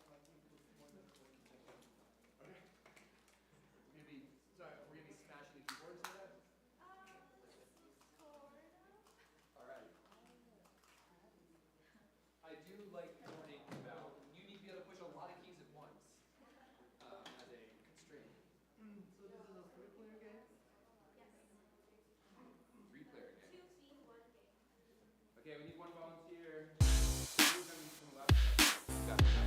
Come on up. What are the different guests doing? Okay, so one,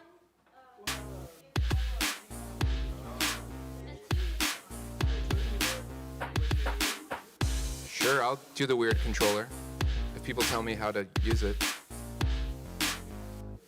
Okay, cool. Do you want to slide this down so we could have more room for the two on that side? Do I stand for this? Okay. I don't know. I've been standing all day, so I'll try to sit. So we got a keyboard. Oh, we'll find out in a second.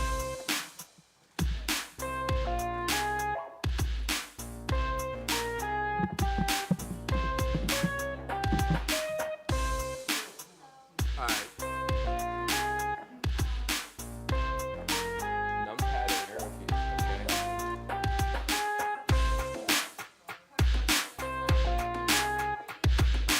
All right.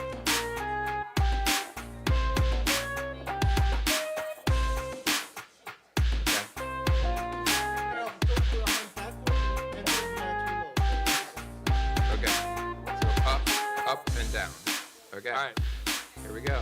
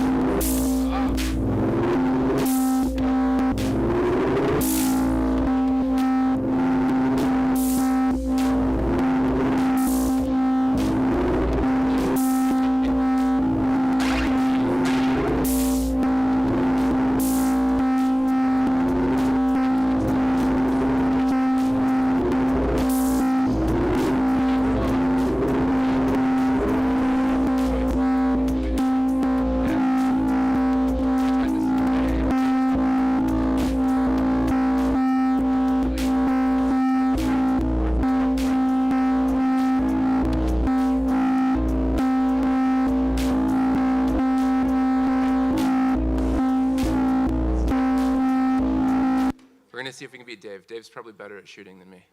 Why is team 33? Oh, whoops. Now we're gonna blast. Now we're gonna blast some ducks. You can start it from. I mean, you could use that to launch the ducks. Bzzz. Pretty good.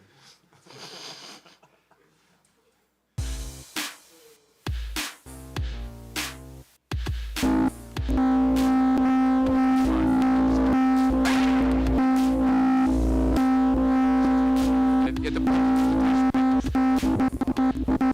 push down, you have to hold down, and then go to fire.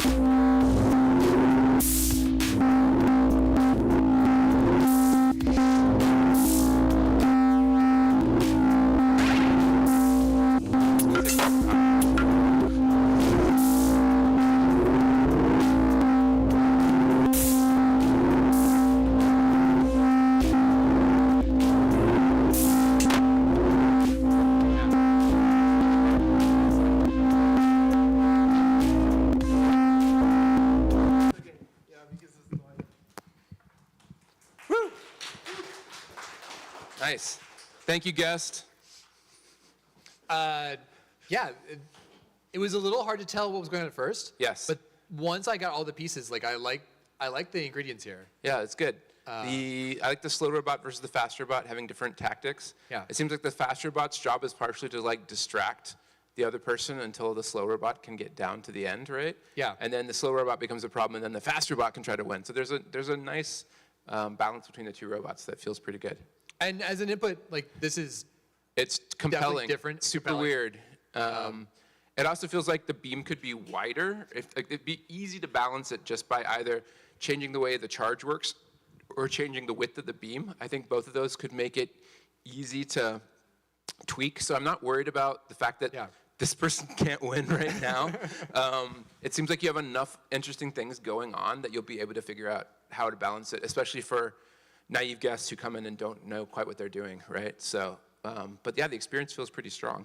Yeah, and one of the things I appreciate about what was built is there's a more asymmetry than I would have expected. Yes. Like looking at this, I thought it was just, one person here and two people here, but the two people here do the same thing. But the fact that the robots are different, one thing that's nice about that is it's like, you get to compare the difference. Mm-hmm. So you can sort of think about, like if you were gonna iterate this, how do you play with that? Right. Do you want to make them similar? Do you want to make them even more different? Right. Does the fast play block need to be slightly less fast? Yeah. It could be another way to balance it, right? So you can't just like run diagonal at the thing and have it not be able to shoot you. And I also appreciate the power-ups. And basically, you have good exploration of some variables here. Yep. And the fundamental mechanic is pretty compelling. I especially like the theming and the sound design, like the charging and the blasting. Yeah. Like there's a sort of a tactility to this that's really nice. I mean, it's a super weird controller, and you leaned into what it's good at, right? In the sense that you got the touch version and the release, which was really cool. And I think, yeah, it feels cool. It definitely feels different than it would if you just used a MIDI keyboard or something, for example, right, to do a similar thing. So, yeah. I feel like if I were going to iterate this, thinking about interest curve, it is very, like one robot getting to the goal ends the match. And so I would then think about, is there a way to have a bit more progress as opposed to like that single point of victory? Or do you do scoring and a timer, Yeah. right? So like each time you hit a robot, you get a point, but each time the robots get to the other side, they score, right? So it's more like robot American football or something, right? But yeah, I mean, there's different ways you could do it, right? Like if I try to push the robots back off the other side to score, and the robots have to come all the way down to score or something. And one thing that's nice is you have these two robots coming down. Yeah. So I could see something a bit more about, there's a thing, like they're trying to get to this, like there's maybe a goal area and balls spawn there, and your goal is to grab it and get the points. And that way I know what you're trying to get to. Yeah. But if you have multiple ones and the robots are splitting up, you could do like a split attention. Yeah. Where like I'm trying to guard this, but then I leave that one unguarded. Yeah. And things like that. But all we're saying is basically iterating what you've already have, Yeah. right? So I think you have all the pieces you need to kind of tighten up the experience and make it even more compelling because the basic stuff is all working really well. And the fact that it's a 3-player game is weird and different, right? I think the 1v2 is really working pretty well. A little bit of feedback I'd put in is since this controller has a very distinct like button down here, I might mirror that on the screen so I could sort of look at that and be like, oh, I should put my fingers here so that aiming is a little bit easier to predict. I also feel like the cannon that you control could be always there, right? And then you could do you could slide up and down to move it around. Might feel really good. I don't know. It just depends. But yeah, like it's definitely something that makes you want to just do a piano slide, right? So having a way to do that would be pretty cool. Yeah, most of this is just enhancing and like making the pieces you have even that much better. Yep. So really great job. Good work. Solid experience. Yeah. All right, I think we're on to Jamadrum. We are. All right, so for the next 3 worlds, we're going to go up to the Jamadrum. Which team is going to go first? Right? What's your number? 38. All right, So please let 38 into the room towards the Jam-A-Drum first, and then we'll pack in as many people as we can. If you can't squeeze into the room and you want to watch it here instead, that's fine. If you want to try to watch it upstairs, also fine. We'll try to get, somebody should stay down to get the YouTube playing on here for the live stream. And we'll get Steve to switch over. I think we're with a live feed walking around. Oh, hey, cool. Maybe he's already switched it. We leave the microphones out. Yeah.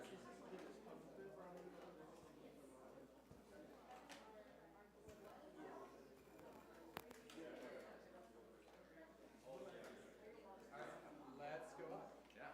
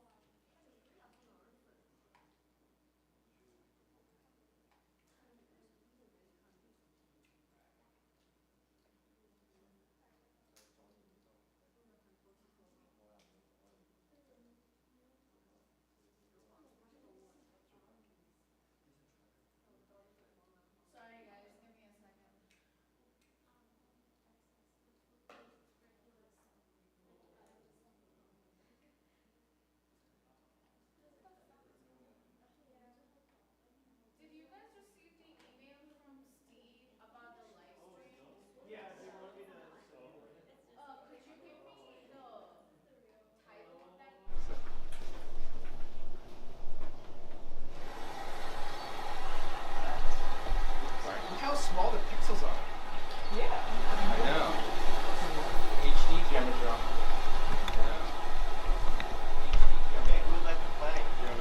We step up. We're not on this team. This one, these two, like, they move really difficult because of the hardware. They move really difficult. But yeah. Extra challenge. It'll make Dave and I look good, right? So Yeah, that's yeah. good. Unless Michael plays here, because he's a pro at this one. This one's kind of broken, dude. It's fine. It's fine. I'll do it. Are you sure? Yeah, it's fine. Come on. Okay, it's kind of janky. Okay. Spin, hold, press. Alright, spin moves, hold, does something, press does something. Figure it out. You can't test the controls on this screen. You just ready. Okay, you ready? How do we start? Hit the buttons. Press. 3, Okay. 2, 1.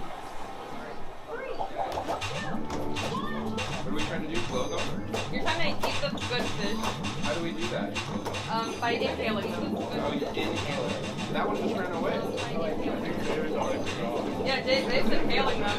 You're only exhaling them. How do I? You hold and press and hold them out. You're not supposed to eat them? You're supposed to eat the spiky one. I see. Challenge. Come on. Eat the spider, is that bad too? What's the spider? Yeah.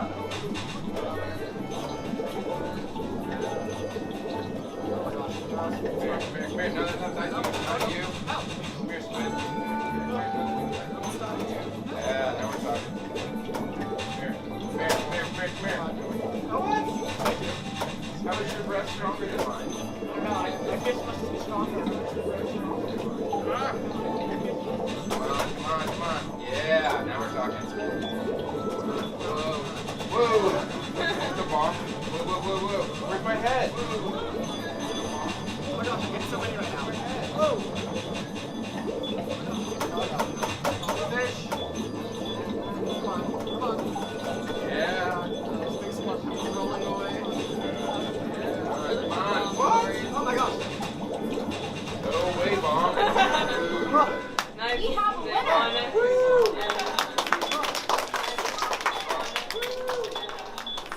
Yes. Still going. One more time. You can play. New players? Come on, somebody else play. New players? Yeah, let's do it. Yeah, let's do it. 3, 2, 1.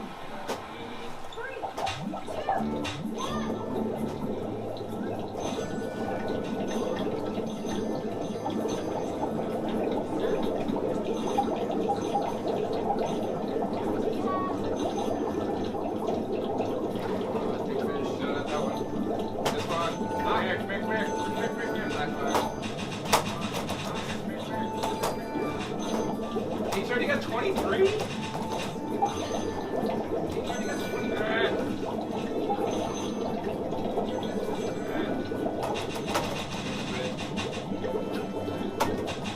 I do like the big fish on the like tries to look away in terror. You know, like I don't want to die today. Die another day, fish. Die. What? I like my fish has less suction power.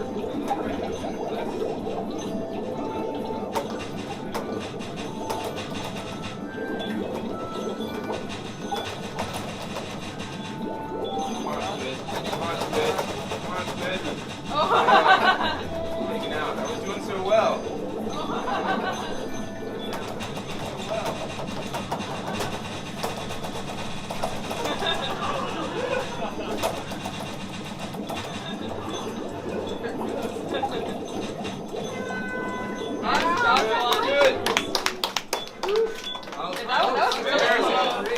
I thought I was doing poorly, but then I started piling up the skeletons. Skeletons are a nice addition. Alright, should we... Those is super solid. Yeah. The theming is really great. The one thing I'm noticing is, the only thing that I noticed, it takes a while after you press down for it to switch to the sucking motion. And that happens to if you get hit by the bomb, like, and you push your hand down, it just seems like it takes an extra long time to recover.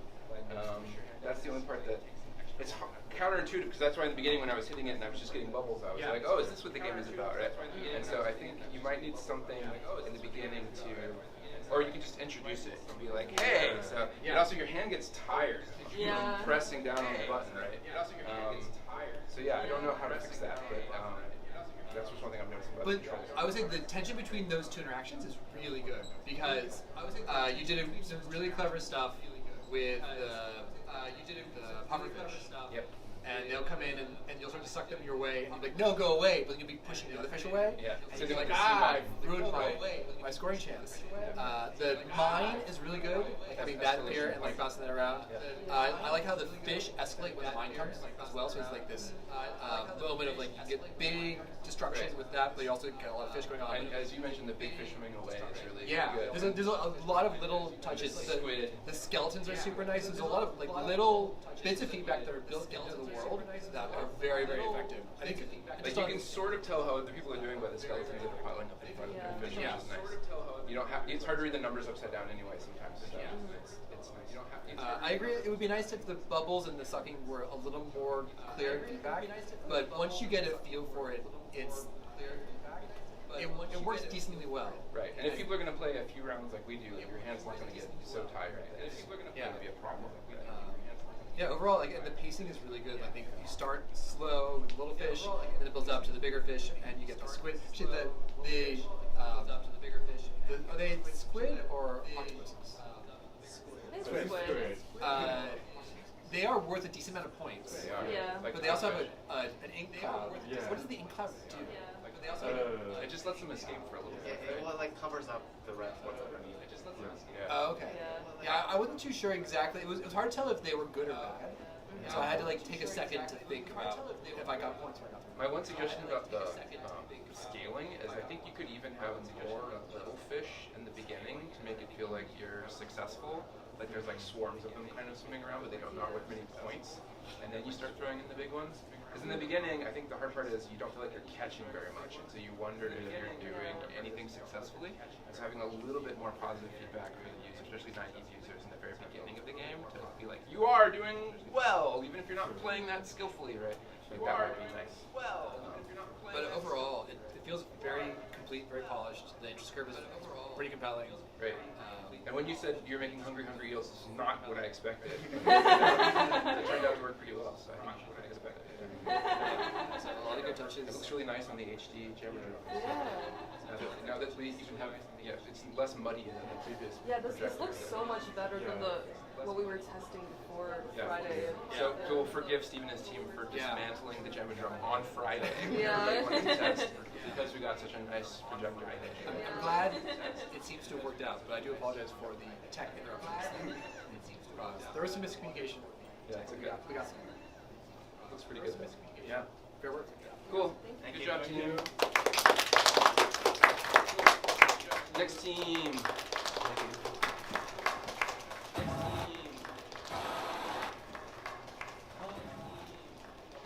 It's pretty crazy how high they calibrate this. I know. What's nice is how much space there actually is up there. Yeah.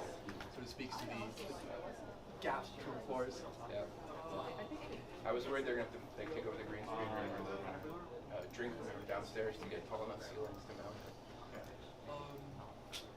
Hi, Dave and Johnson. I need help calibrating this, so okay, everybody ready? Yep. 1, 2, 3, 4. Yes, we'll do the 1, 2, 3, 4. We're using the normal one. Okay, 1, 2, 3, 4. Okay. Perfect. Really bad feedback. Our team. Upstairs. It needs to make a sound or something. Who's gonna hack the old Gemadrome? The Geometry server Plug in thing has been doing its thing for like 20 years.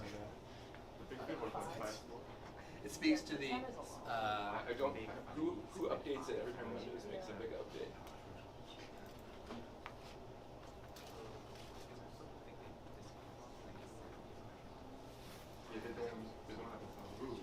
Okay. Those two are also going to be pro. That's fine. So this one is for pro Even I have players. more practice. Yeah. Jonathan, I would recommend you to take this. And I'll buy this. Okay. yeah, Michael has. Michael's a pro, He's got the pro pro. at this station. Well, he played over the summer. Okay. Okay. Somebody else step up? Okay. We're good. It even tells you that it's All right. Ready? You walk towards each other with the button to smash. It's like Super Smash Bros.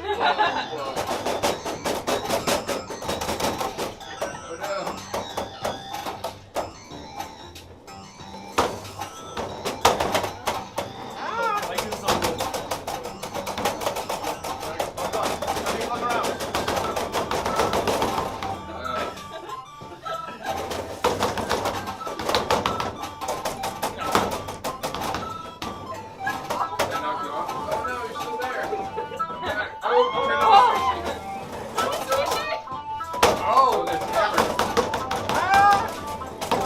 Michael's on a rampage. Oh no, we got another one. I think we all bashed each other at the same time. Oh, no, don't go off the board. No. Oh, very well started. Oh, my hammer!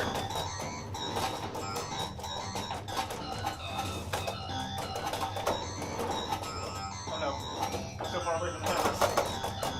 Oh no. No! Ah!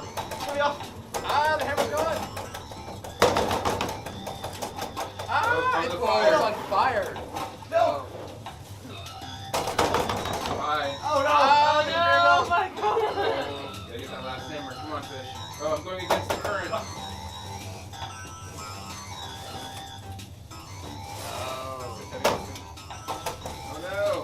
fried. No, get back on. No. Woo!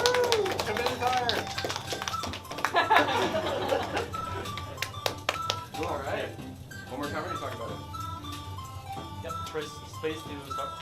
Oh, where's the keyboard? Here, why don't somebody else play so I can watch? Anybody want to come? Yep. Come on. Please. Have you guys all played this too much and play testing each other's stuff? Yeah. Okay. Is this just a nod to this controller's hard to use? Yes.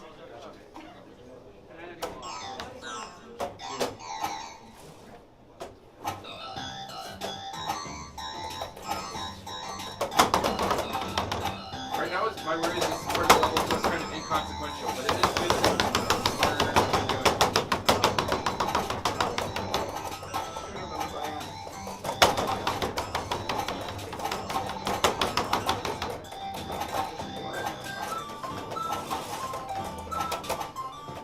Seems like because you swing from the right side, you want to be like, or your left. It's your left hook.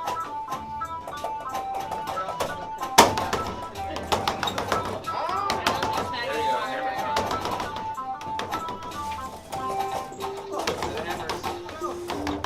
No, nobody else is getting a hammer. I'm just gonna punch you. Can I get 2 hammers? Yes. No hammer for you. Get out of here.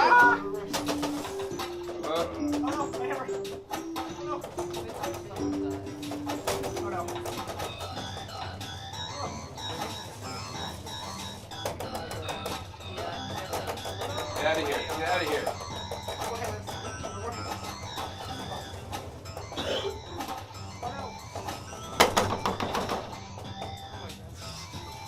Oh, fire starting.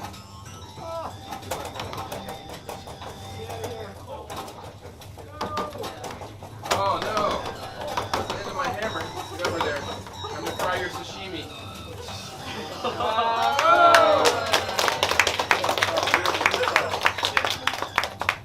Oh, you're also gonna die in the fire.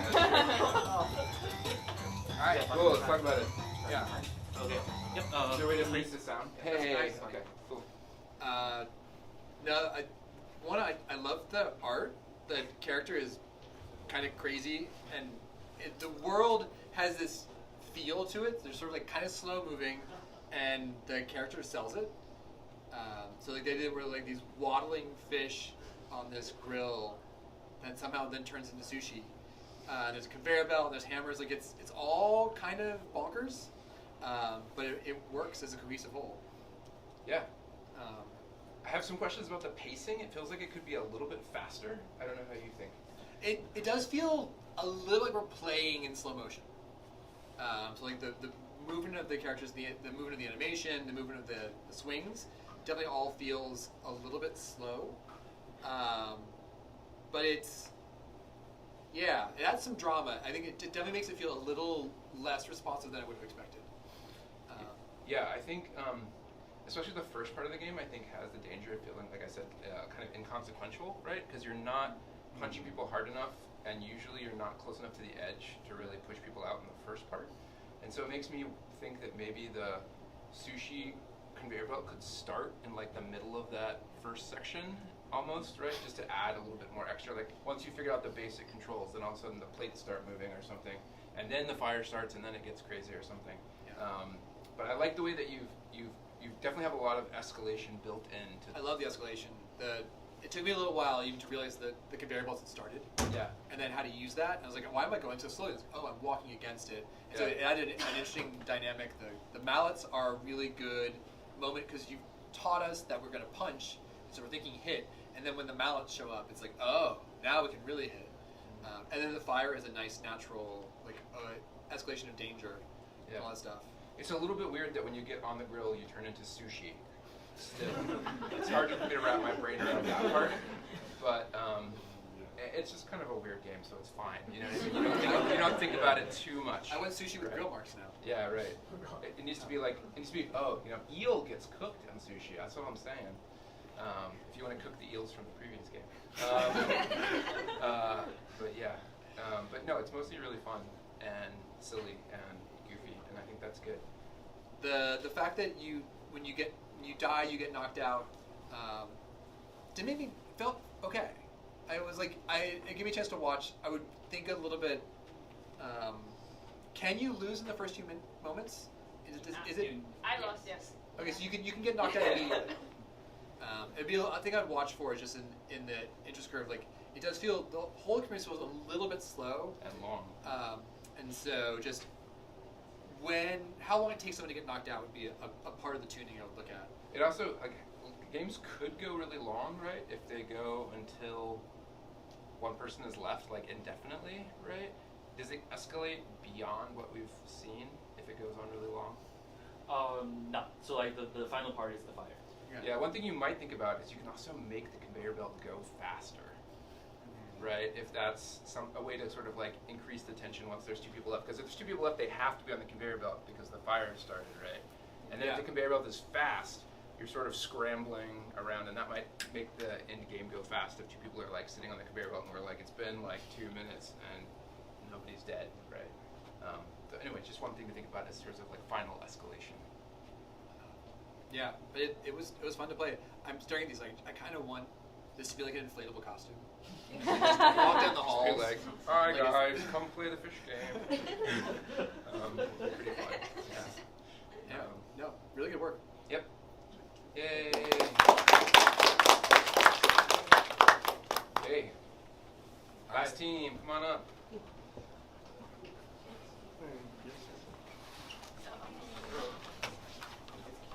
Sorry.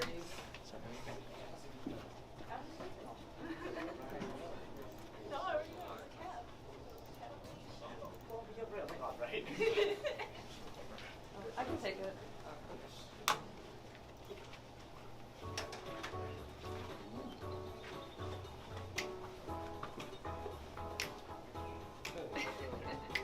I recommend you use this one because that one's... Yeah, that was really bad. Okay. Alright. Somebody needs to step up. Okay, let's do it. I'm gonna sneak in. I'm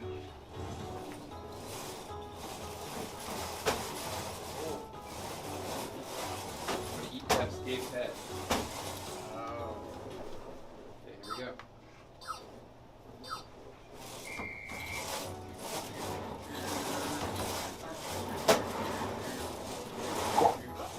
Oh. Why do those snakes die? It's like Slitherio. Get over there! Get that dog! Oh, you can't eat other snakes, apparently. You kind of have to stay away from it. Well, I ate my own tail. It's like snaking that way. Oh wait, you can boost.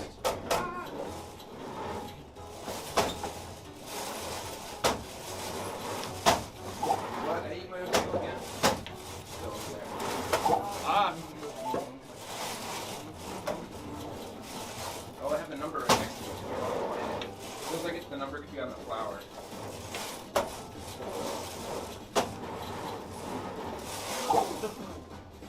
Mutually assured destruction. Oh, this is. Ah! Ah! Man. Good job. Oof. One more time? Yeah, let's do it at least once more.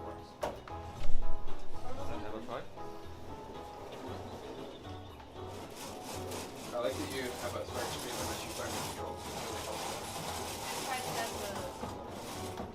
Yeah. Dash works. It also felt like I wasn't sure when I could use it again. Oh, the four leaves come in. It has a cooldown. Yeah. Me, okay. Oh. I wasn't sure if a new leaf popped every time I hit it or if it was on a timer. It is on a timer. Okay. Yeah, it's on timer. Yeah. I couldn't tell for a bit. Because there was also the okay. Got it. I think I wasn't ready or something. Can I kill myself in the beginning? No, they all left. Almost popping time. We good? Here we go.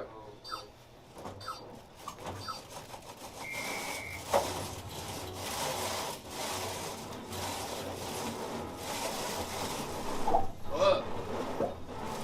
You get longer when you eat like in snake? Yeah. Whoops.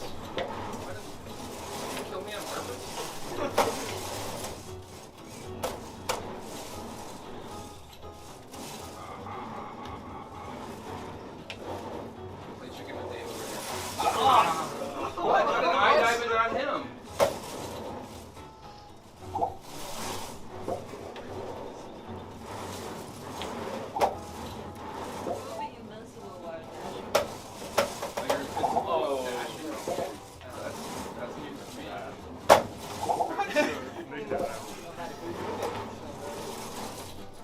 Dave. You're down at 2. It's like usually a pure destruction. You're on the way to win.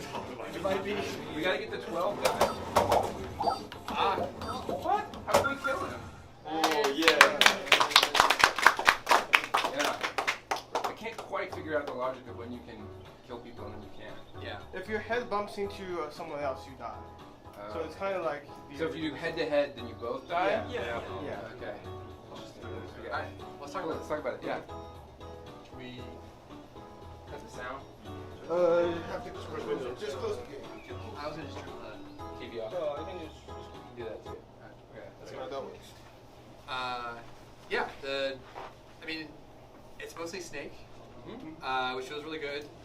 I mean, 4-player Snake on the Jammer is a good, solid foundation. Yeah, I think the addition of the dash is really nice.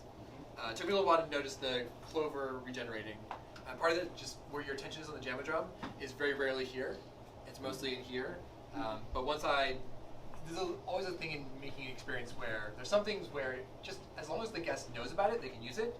And so you don't necessarily need to think too hard about how to teach them that, just they learn it somehow. So once I learned it, I knew it, I could use it, but it wasn't very discoverable until I was told. It's also one of those things too where if players are watching other people play or players are talking while they're playing, right? That somebody will figure out something and then they'll tell it to everybody else unless they're a mean player. and then over time the group will learn all the intricacies of how to play sort of by playing it. I figured out that you couldn't eat your own tail very quickly. And then I was trying to figure out under what circumstances could you eat other players. It seems like when you get hit, you lose apples. Yes, right? you lose a bit of length. So when you were up at 15, like we should have all ganged up and attacked it, right? Yeah. But I think, and that's one of those things that would come from more playing. You'd figure it out, right? Obviously the gold apples were how many points? 3. They would definitely noticeably more valuable. Yeah. I think one thing I would want in escalation is you do this mode for a little bit and then something else happens. So I think about wonder what is the next level up from this? Right. Do rocks fall that you have to run around because running into them would kill you? Well, and the thing I would want is a way to deal with someone who's in the lead. Yeah. So something about increasing the risk reward of being long or something to that effect. So I can see like a power up. Poison. So the way we have it in the last 20 seconds when the music picks up, like the spawn rate increases and there's more gold apples. And that's kind of our escalation. No, that makes sense. Yeah. But yeah, I mean, fundamentally, it was fun playing it twice. There's room for a little bit of strategy, but mostly it just works, which is nice. The movement is really good. We haven't really talked about it, right? But the movement when you crawl feels really strong. Yeah, like our idea was since you're rotating back and forth, it's kind of like a snake slithering. Yeah. No, and the controls just work, which is good. I like the look of the snakes. The world just reads well. Yeah, the snakes are different enough colors and different enough patterns that I never got confused about who I was or any of that stuff. Yeah. So that was really strong. And it would be, I think, just what I would do is, I think what you have the final third has more obvious, escalation, and I kind of want a way to deal with someone who's in the lead. Yeah. So a way for the lead change to be a bit more under our control. And I feel like I would in addition to the spawn rate, I could see the speed decreasing. The speed at which the snakes move right now is very manageable, and I kind of want it to be, in addition to upping what we can do, also maybe a little more chaos. It's the last 30 seconds, it's now faster, so it's a little hard to control. And so, especially if you're with a long snake, you have to try to avoid a bunch of stuff, right? Yeah, so it basically increases the danger of running into things by accident. And so being a big, long snake is that much more dangerous. Yeah. Cool. Really good. Very strong experience. Good job. Work. With that, I think that's everyone, right? Yeah. Congrats. John and I were talking, the worlds this round were really great. I think the simplicity, the clarity, also the fact that they're multiplayer, they felt really good. I think there's a lot of stuff in these worlds where the fact that you're competing against someone else, you're having an experience that is shared, made them that much more interesting, and it made us excited for Festival. My hunch is a lot of this stuff that got made this round will show well for festival. And that's going to be exciting, which is basically a lead into the next assignment. So Thursday, we're going to Do a lot of things. doing a lot of stuff in class. We're doing retrospectives. We're introducing the final assignment. And Jesse's coming. And Jesse's coming. Yeah. Somehow we'll fit it all into a class. Some of everything on Thursday. Yeah. So yeah. But yeah, great work. Get some rest. And we'll see everyone on Thursday. Yep.